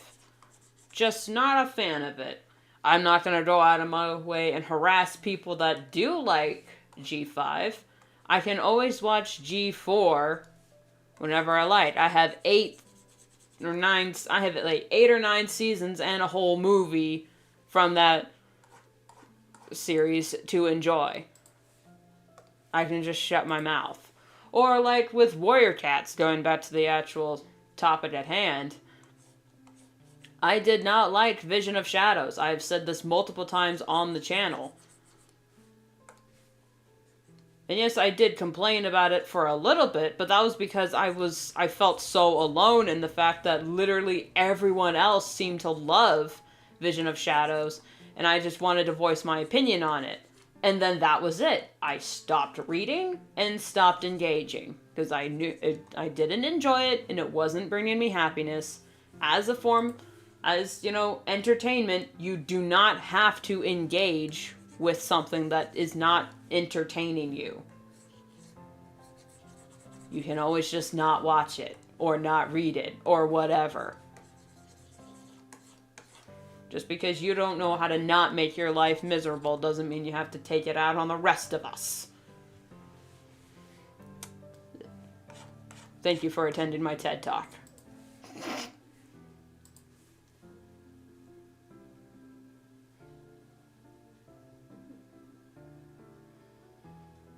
Absolutely possible, I agree. The Teen Titans show was the biggest issue. How they teased us to giving a season 6 and never got it. Yeah. When the studio gets involved like that and keeps going, hey, remember the old show that you really liked that we canceled unceremoniously to give you this new dog shit show that no one likes? I understand that.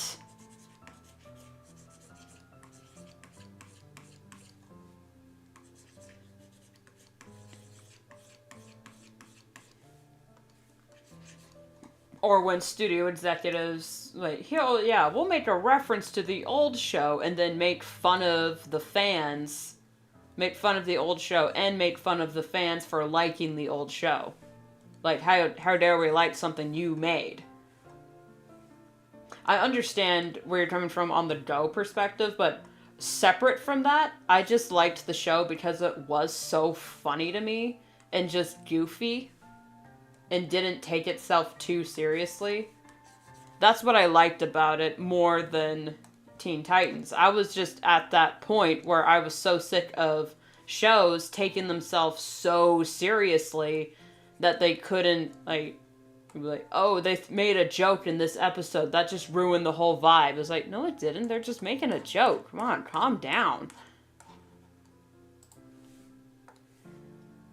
And I didn't watch every episodes of Teen Titans Go. It's just when it was on and when I did randomly catch an episode, I watched it. Yes, a lot of it was kind of not the best of writing, but I was entertained and was laughing at how silly it was.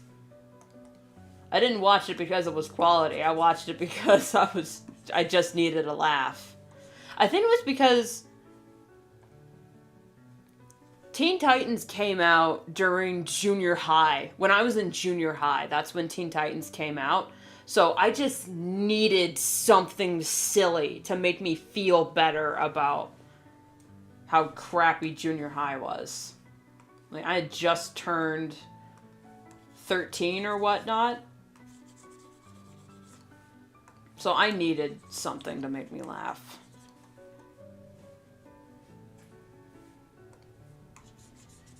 So that's why I appreciate the show. And they actually let the voice actors sing. The voice actors for, like, Beast Boy and Cyborg all love singing. And they finally got to do that with their characters. So that was really nice to see.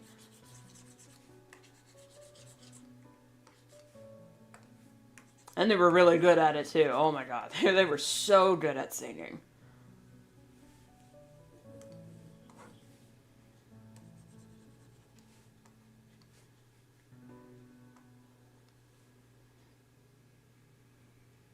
Is the X-Men 97 a thing? Yeah, it's interesting. I just watched it, I really enjoyed it. I haven't seen it yet. But I do remember the original show for the X-Men. But personally, if I had to choose an X-Men TV show that I love rewatching on the regular, it's X-Men Evolution. Yeah, they just love to feed negativity because it's easier, but easy path ain't the better one. Exactly. It's the path of least resistance. And they just feed off it too. They feed off of negativity, like the sirens from My Little Pony Equestria Girls. They just fed off of the negativity of everyone around them. But guess what? G-whiners and trollers. You ain't like the You ain't like the sirens from My Little Pony Equestria Girls because they were actually good singers. Okay? So they get a pass. You don't. Same as Kevin from Ben 10. Yeah, it was Greg Sipes.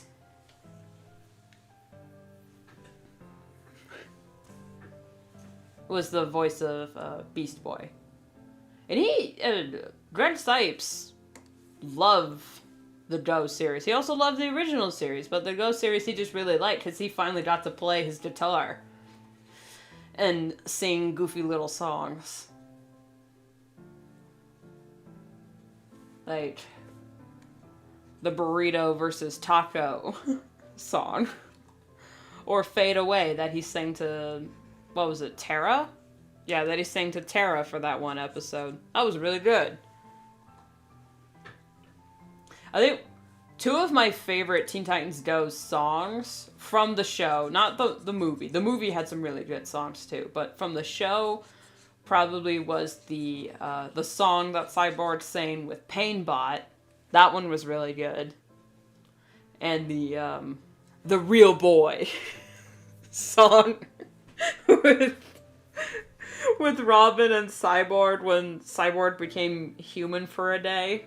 Like, fully human for a day, so he could enjoy human things. It was like, man.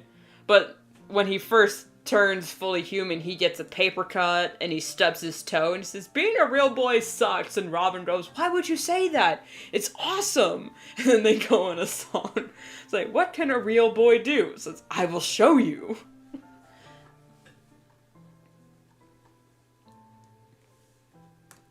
It was so funny.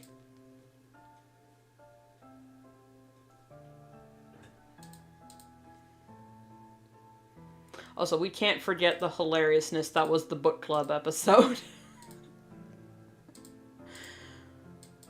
No one knows what I'm talking about. But there's an episode where the Titans start a book club because they all like reading. But they were just talking about how much they liked the book they were reading, and Raven was like actually giving a critique on whatever tome she was reading. They're like, oh my.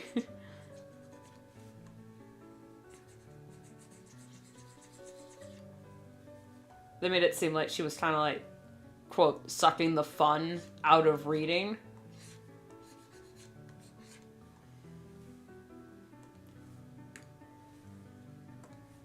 to the point where they couldn't enjoy all the other books that they were reading because all they were doing was overanalyzing everything, and they're, oh god.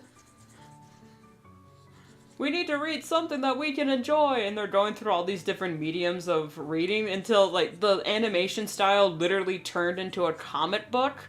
And they're like, what is this? This is... It's like, this isn't real literature! In comic book style. It was so funny.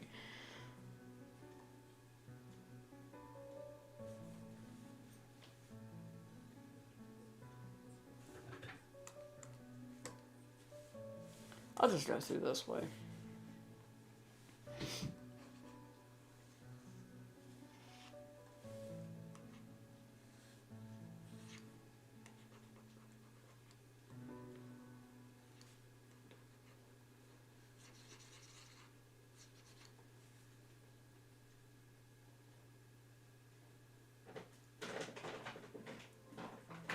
One was the purple ghost one. Yeah, Raven was everyone's favorite. She's my favorite too. Voiced by Tara Strong. How could I not love her?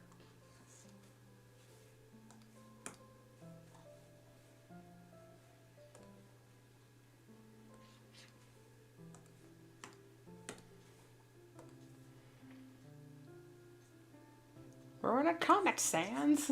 Wait.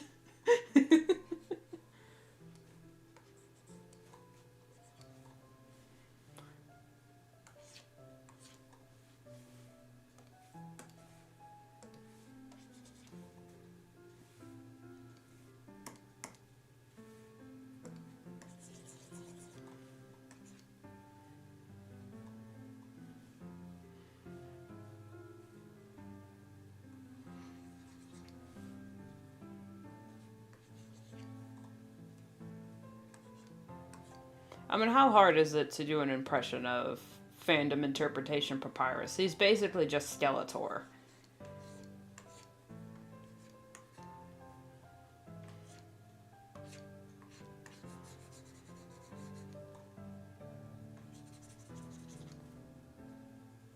Okay, there are two interpretations that I've seen of Sans in the fandom of his voice. He is either sounds like Charlie from Moist Critical, or he's got like a Brooklyn accent. So which class of Sans are you guys?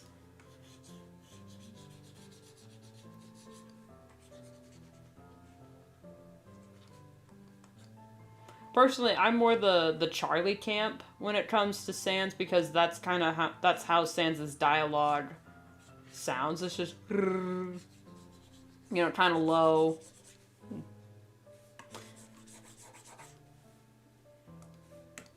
Well, I do like the idea of a Brooklyn accent. It just doesn't come across in the dialogue, but if that's the fandom interpretation, I'm fine with it. Now, my favorite Brooklyn accent, if you're gonna give any Sans a Brooklyn accent, it has to be Underfell Sans, because then it's like the Brooklyn accent is so funny. Like for that one video, it was like, oh, so my puns are stupid now, is that it? It's like, that was so, it's good stuff. I put that on the wrong layer. It's on the wrong layer. Oh my god, Sans, it happened again!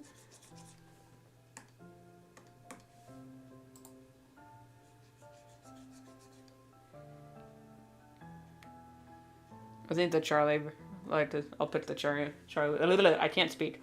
Anyway, yes. You agree.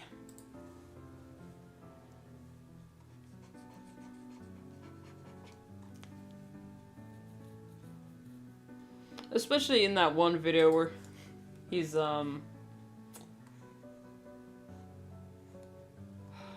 what's the full line? Well, the internet is actually on fire. I think that's the first time Papyrus has successfully cooked something. It's like...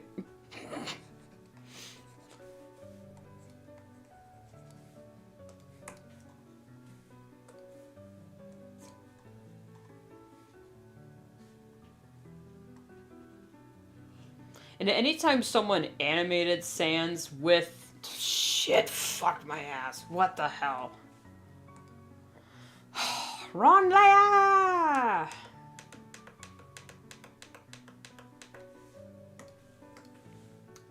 Anyway, when people would animate Sans over the audio of old Charlie videos, oh my god, it was just so funny. Especially when Charlie's trying to throw the pen into the shot glass over his shoulder. That whole video was hilarious. Especially when he was, you know, they say you're only as good as how you can throw a pen into a glass. I'm the best. Misses. I eat ass. How is that not meme audio?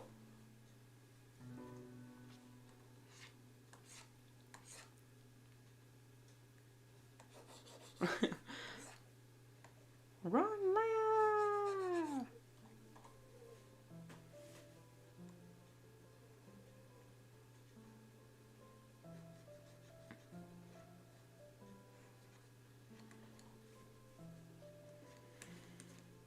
How is Charlie, you know, going, I'm the best. I eat ass. How is that not meme audio? How's that not been memed? And maybe it has been, but I just haven't, you know, seen any of the memes. Is that on this? No, I deleted it. Damn. Never mind. I was about to say it. There was one other video game I played on the channel, but I deleted that video because it was part of the... It was part of the purge when I rebranded, unfortunately. Anyway, a long time ago on this channel...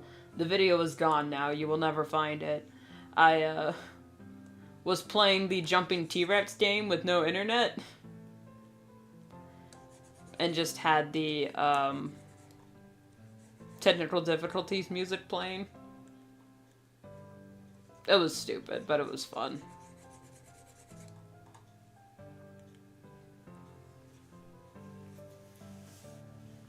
Yeah, a long time ago, this channel went through so many rebrands, and unfortunately, with every rebrand, I felt the need to delete all my old videos.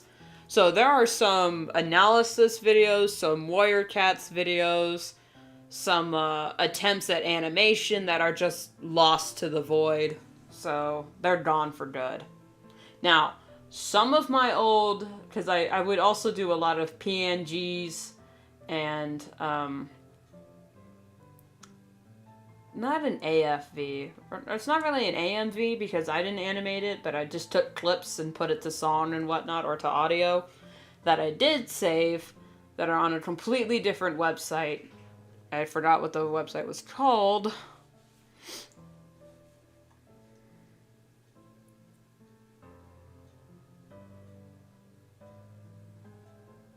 Yeah. I highly suggest not deleting your old videos, but if you want them off your channel, just unlist them so that they're still there. But god damn it, that's on the wrong wire.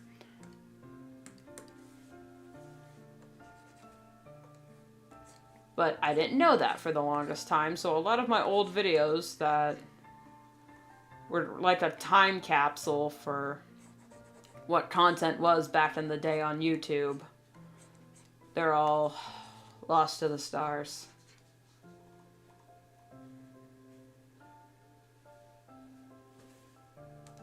It's unfortunate.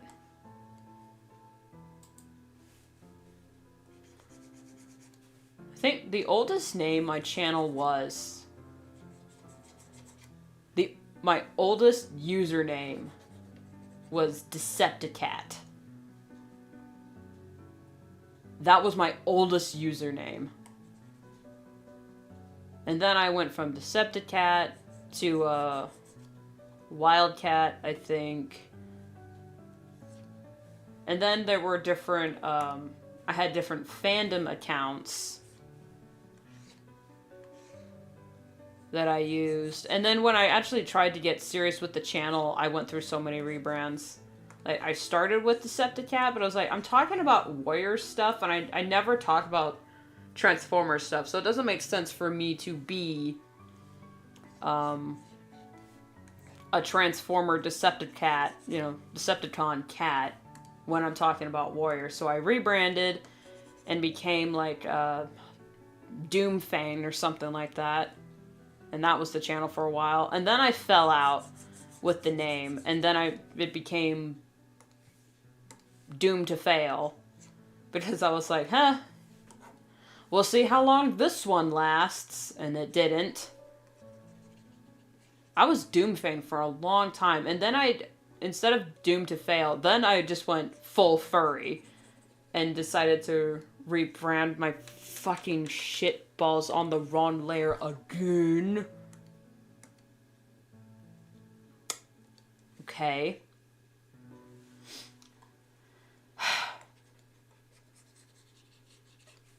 And then I went full furry and became Doom the Tidon for years. And I still have my Doom the Tidon videos on this channel. Because I learned my lesson by then. Was not deleting them. So yeah. Yeah, no. Went full furry. That's a sentence I've never seen before. I've never said before. So yeah, for a while I was Doom the Tidon. And then when I changed to Rune Skiamorph, then that version went through a few iterations. Where at first I was a little black and gray shadow creature that could transform, so that would give me room to have different personas on the channel, because then it was my original Sona just transforming into different versions of herself. But then I don't know what happened to the Skiamorph, like, version of myself. But eventually I fell out of it, and then I really wanted to design something that matched my vibe. Because I was really going through, like, not quite an existential crisis, but I was like, what is my aesthetic? Because the Skiamorphs, while cool, they didn't match my personal aesthetic. And I felt like if I could identify my personal aesthetic, then I wouldn't lose touch with my Sonas ever again. So then I could just be that character. Because as long as it was me, I wouldn't, lose touch with it. But, that's not really quite the best mentality, because you as a person will change over the years, so you will lose touch with your old self and become something new.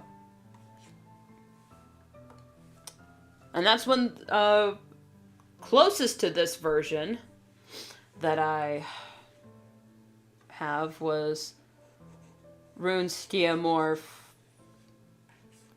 but I had like a little witch hat or something, because I thought I was going to do educational videos about explaining the history behind certain superstitions.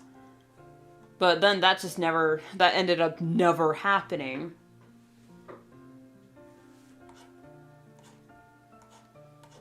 So then, and the witch hat was so freaking hard to draw, so I just scrapped that, did a soft rebrand, and included the hood. And now I'm realizing the hood is so hard to draw. But I'm keeping the hood for Rune Skiamorph, for this avatar.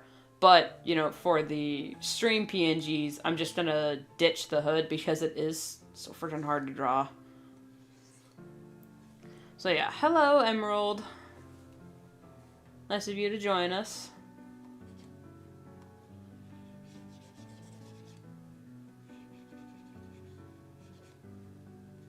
So 1 o'clock already?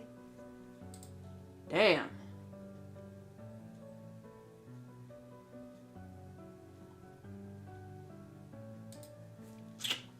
Oh well.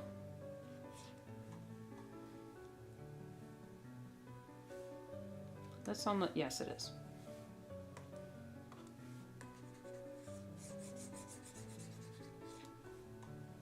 Oops. There we go.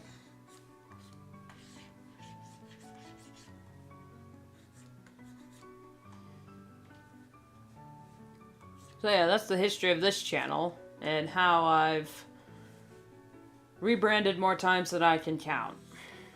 And deleted so many old videos. Just not feeling the best today. That's fine. You're not obligated to show up. Never feel like you have to.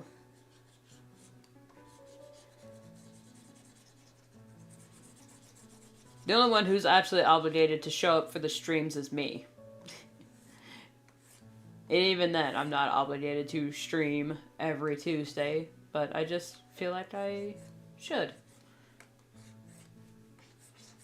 Because even though I was super tired earlier in the stream, I'm less tired than I was before. But I'm caffeinating heavily.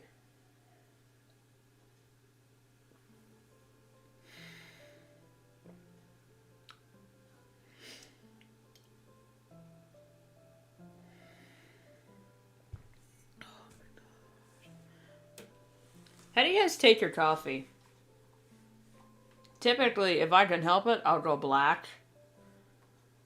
But if I have to choose a flavor to go with, I'm either going pumpkin or caramel macchiato. Yeah, the mug elixir. You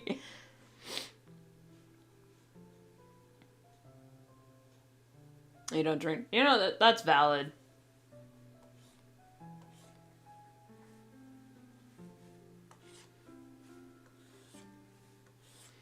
Me, I live off this stuff. And I blame my senior year.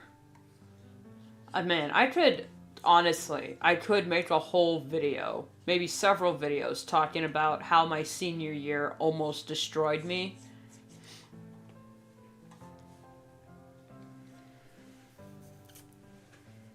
That's funny. I have ADHD too, Dancing Diva, and the caffeine probably ain't helping any, but I'm so used to it by now I can't go a day without it.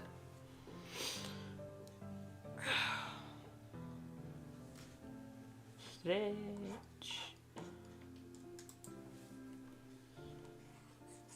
It's fine, I don't think I'd like it on a regular basis. Yeah. So it's just me then. Alright, that's fine.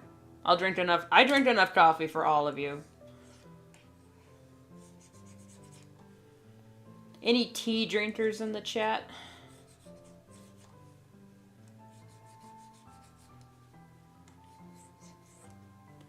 If it's a good roast, I know it's like 100%.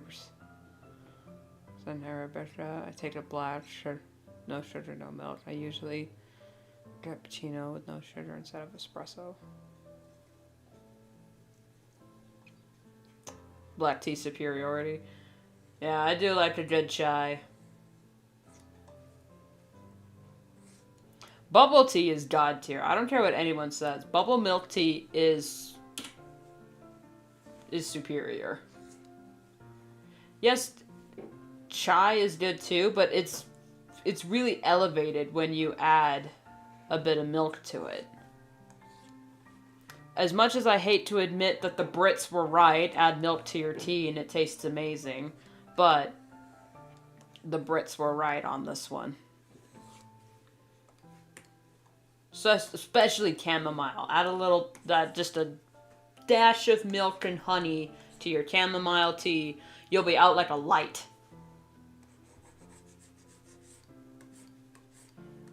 Especially lavender. What is it? Lavender chamomile or chamomile lavender? Anyway. Mint tea is only good if it's Moroccan, in my opinion. Well, that's mostly because mint tea is just too strong for me. I say as I drink black coffee. But I prefer Moroccan mint when it comes to like mint teas. Other than that, I'll drink free leaf peach, chamomile, chai.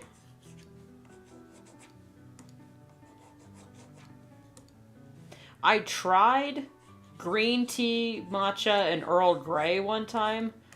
Y'all can keep that one. Earl Grey is nasty. Linden.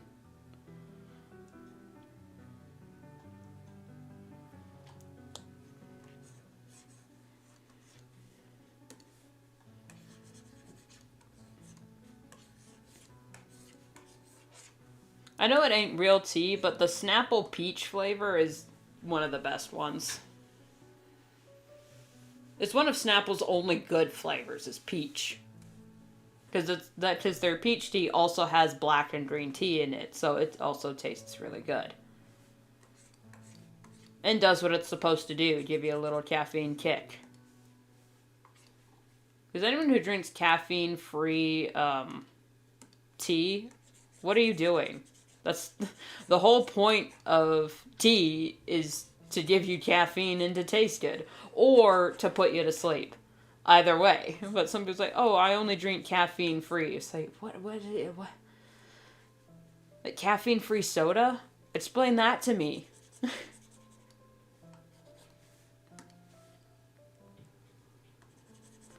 Enjoy your sleep.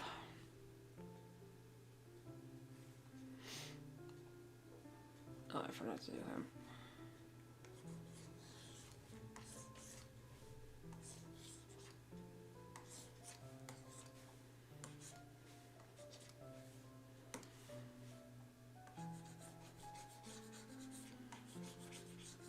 Today's not going to be a 10-hour stream like last week, hopefully. But after I think after I flat these tellers, I'm going to end, because I need to eat lunch. And I'm also pretty sore. For some reason, I'm sore.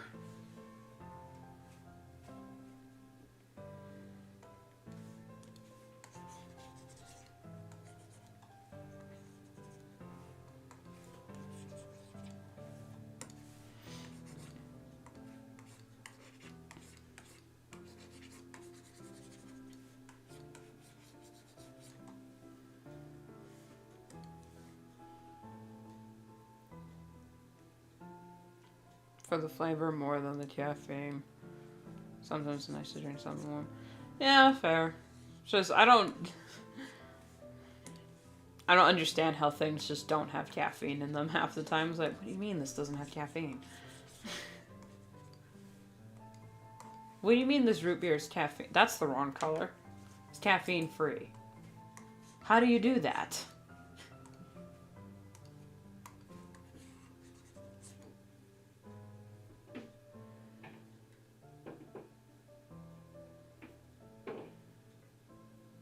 For 6 hours, finally time to sleep. Yes, go to bed. What do you mean there's only soup? It means there's just soup.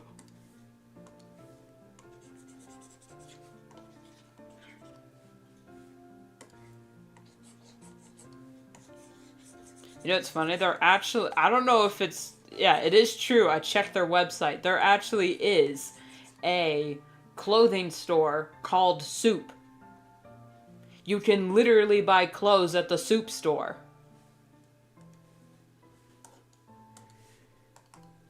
What a day we live in.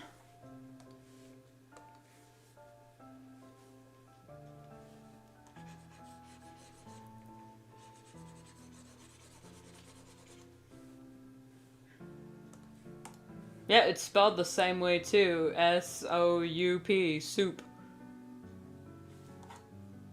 I forgot her star.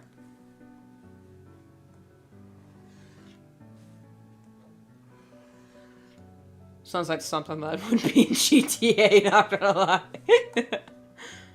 Hey man. Apparently there was a whole health fad fashion company named Goop.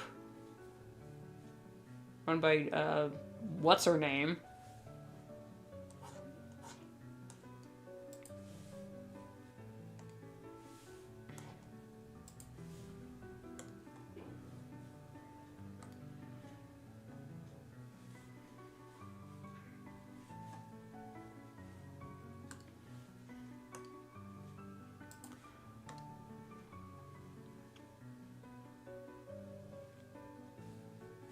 What was her? It's Gwyneth something, right? Gwyneth I don't know what her name is, but all I know is I heard about the goop situation. I was just, yeah, I'm gonna pass. She even had a whole TV show. Or like a Netflix special that I didn't watch. I watched JonTron react to this. This is how wild it was. JonTron was reacting to it. You know, I haven't seen a JonTron video in a while. I should probably check in on them.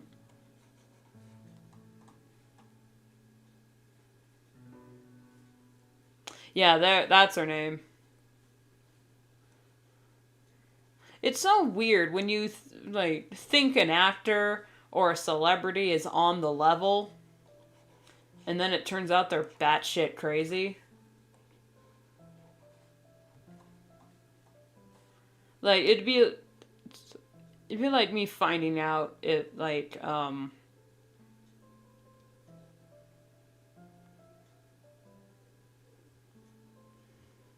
good luck on your test, Diva. Well, I can't think of an example, but it would be like if we suddenly found out Keanu Reeves was insane and actually a jerk in real life. You know how earth-shattering that would be?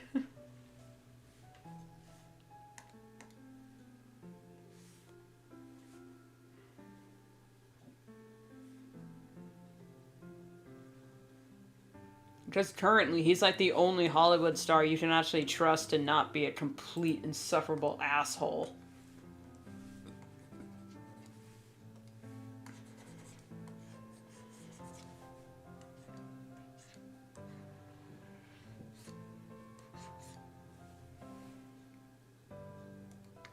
Never heard, I don't want to live in that reality. Yeah.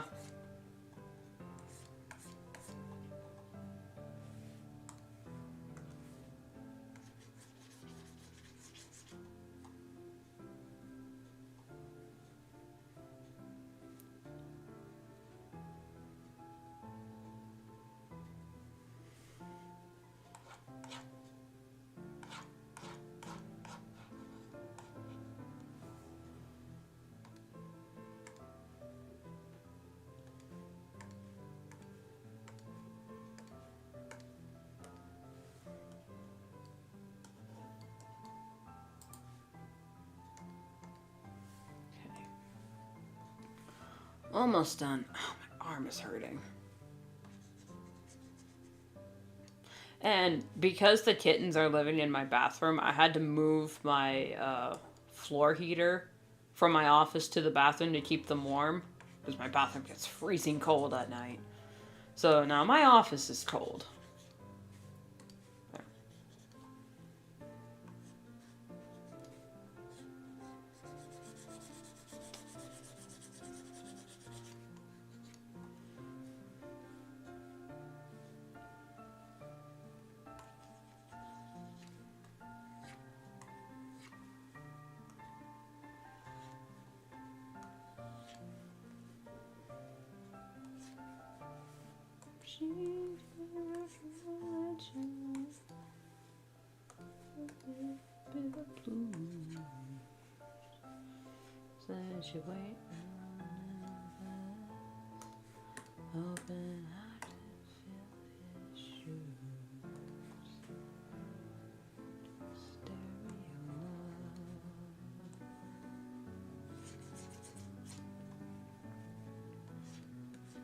Speaking of trustworthy celebrities, do any of y'all know Jeremy Renner is also a professional singer? You know, the guy who played Hawkeye in the Avengers movies? Yeah, he's also like a professional singer. He has released albums. He's got a full YouTube channel where his songs are like put up for free. And they're all really good. One of my favorites of his is Best Part of Me. That one's a really good one because that's the song he wrote in dedication to his daughter, where he sings about being on the road a lot and how he's just missing her the whole time, and when he gets home he tries to make it up to her. as much as possible. It's just, it's so good. It's called Best Part of Me.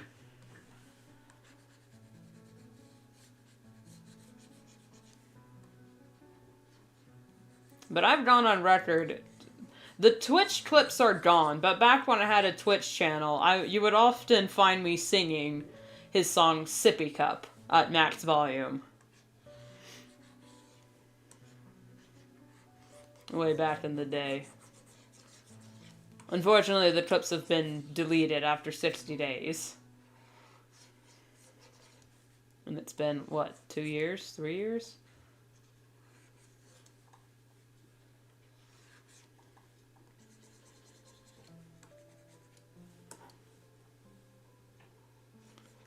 But one of the songs that I really want to make into a music video for Warriors, but I just don't have the animation expertise to do so, is his song,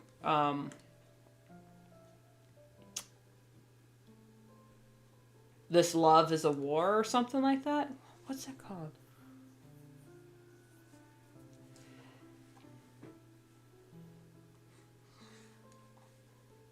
Yeah, Love is War, that's the song.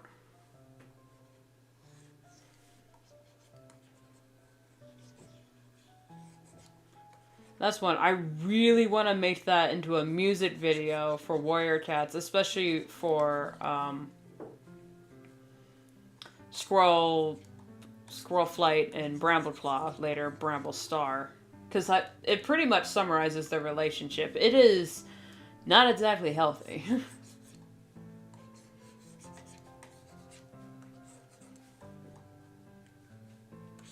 And it's also just a really good song.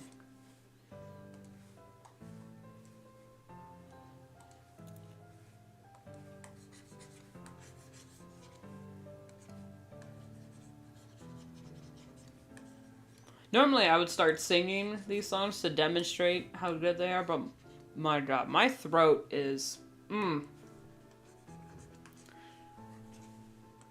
actually dying. I think I might be starting to get a cold. So there will be no singing rune for a bit. This time. Sorry. Except maybe low mumbles.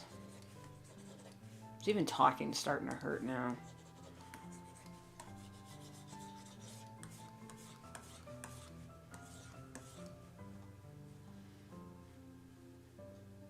If any of you with animation expertise are willing to take a crack at it, be my guest, but...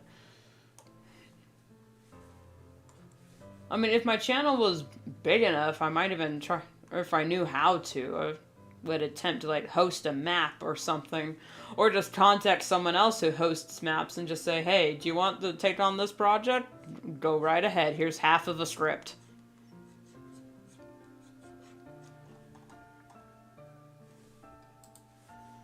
Of course, I don't know anybody who's...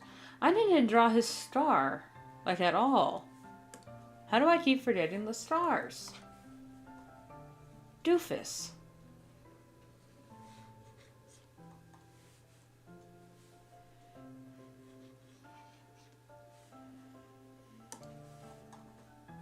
Troglodyte.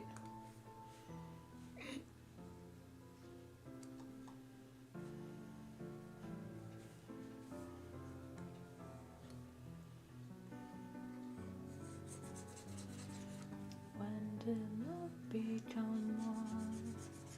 Every time I walked through that door. Look what we've done to each other.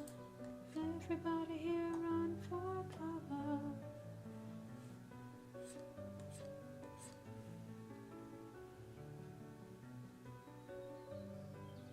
Keep forgetting the star, the wrong layer, reoccurring themes on this. Yep. This is what happens when I stream tired. Or when I'm trying to talk while drawing. Lord help me, I can't multitask. Which is probably why it takes me so long. It takes me like 3 hours to complete a page when I'm streaming. Yet I can complete 3 pages in an hour when I'm not streaming. Okay, well maybe not 3 in an hour. That's a bit excessive. But when I'm not streaming, I can speed run, you know?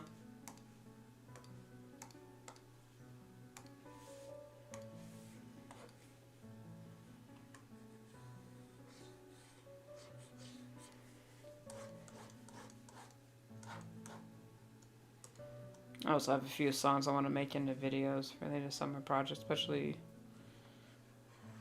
Phantom First Story project called Phantom. Yeah. Yeah, I got 1,000 music videos I would love to do for all of my stories.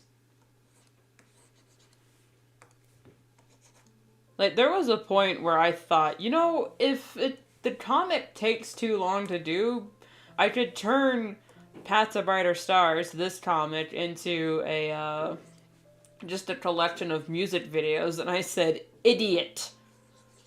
Music videos take longer to do than comics, especially with the high scale animation you have in mind. But I do, and also copyright strikes. You got to. We all live in fear of the yellow dollar sign of death.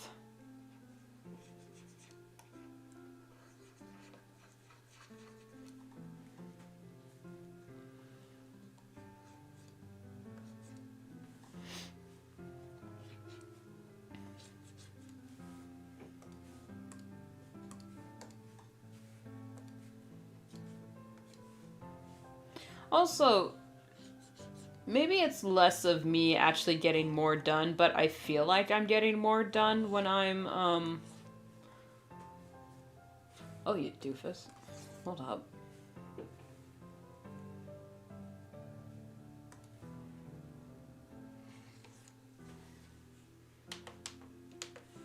When I'm not streaming, because I can also listen to things when I'm working.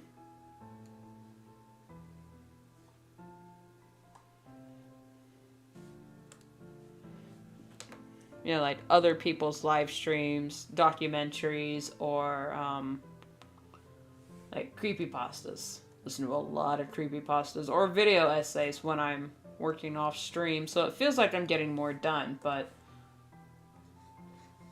it's not really by much.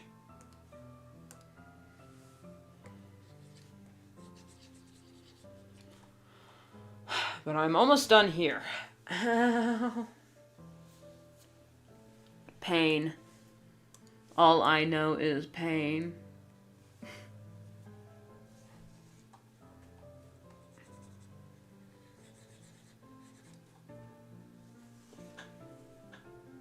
You know, I have a sweater here. I'm gonna put that on real quick.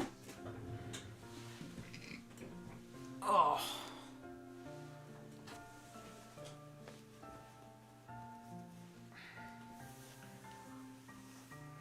That and it's lunchtime, man. I need to eat something. But we're in the home stretch.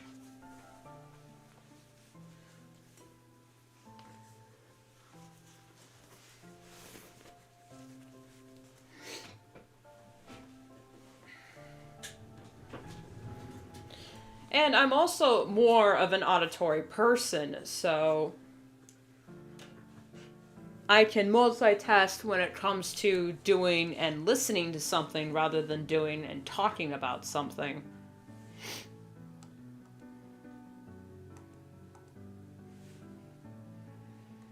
Despite appearances, I'm not a very... Well, I guess I am more of a verbal person. I just don't...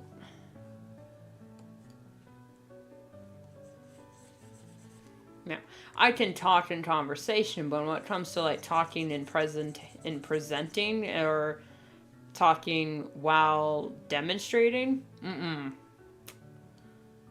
not a whole lot of brain power left for that.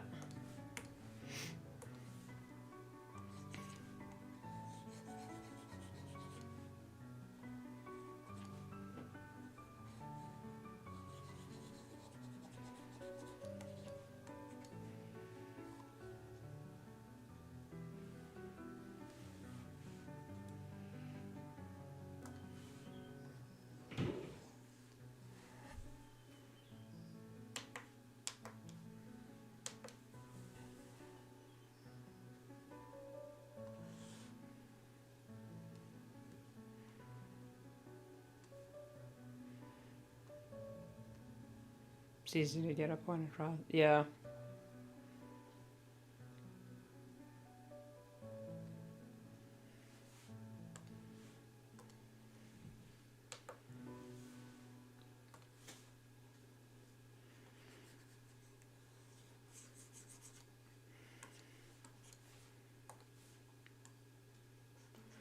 So I also get why some streamers will will only stream if they've got a buddy with them. So at least then the conversation can. It's also so the conversation can keep going, but then the buddy can go on a tirade about something, while the person streaming can just draw and listen to their buddy going off on a tirade about whatever. Like a specific example, I don't know if she still does it, but there's a former YouTuber, Twitch streamer named Twisted Disaster. I love her stuff. And she streams on Twitch doing some gaming, but also a lot of commissions. And sometimes she'll have her buddy, the Zodiac Lord, on stream with her. So he can go, and he does this whole thing where he makes PowerPoint presentations talking about just certain fandom stuff.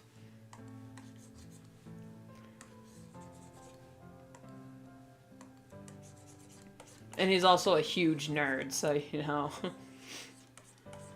So, Twisted Disaster can just sit there and draw and let the Zodiac Lord, you know, her buddy, go off on a 3-hour tangent on how it was complete BS that the Dark Crystal Age of Resistance Netflix show got canceled. Unceremoniously. Like, right after the season 1.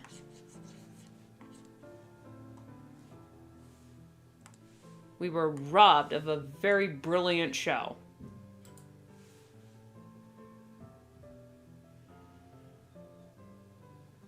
Yeah, you can jump off. Yeah.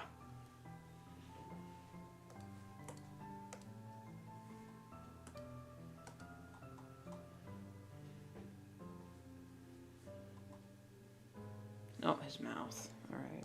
Just down, down, down.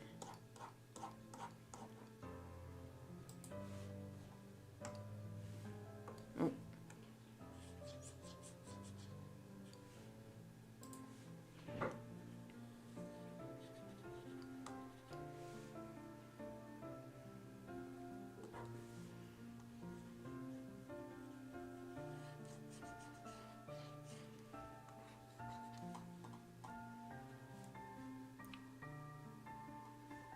Okay, I think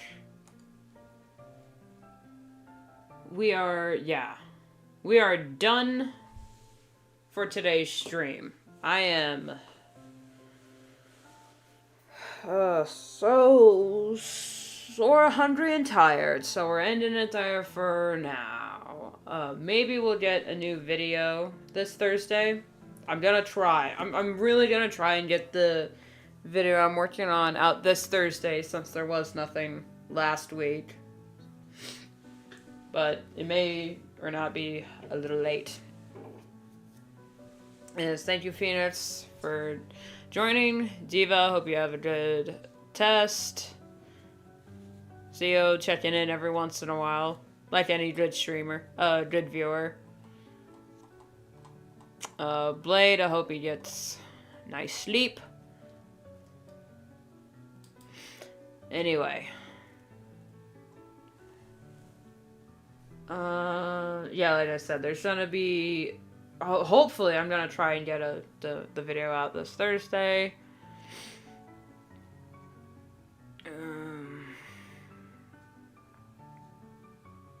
Anyway, I'm gonna go eat something and go to bed. Yeah, enjoy the food and take care. I'm going to fix the chat thing. I don't know why it screwed me up that way, but I'm gonna fix it. Anyway, thank you all so much for watching. I will see you all in the next one. Bye-bye.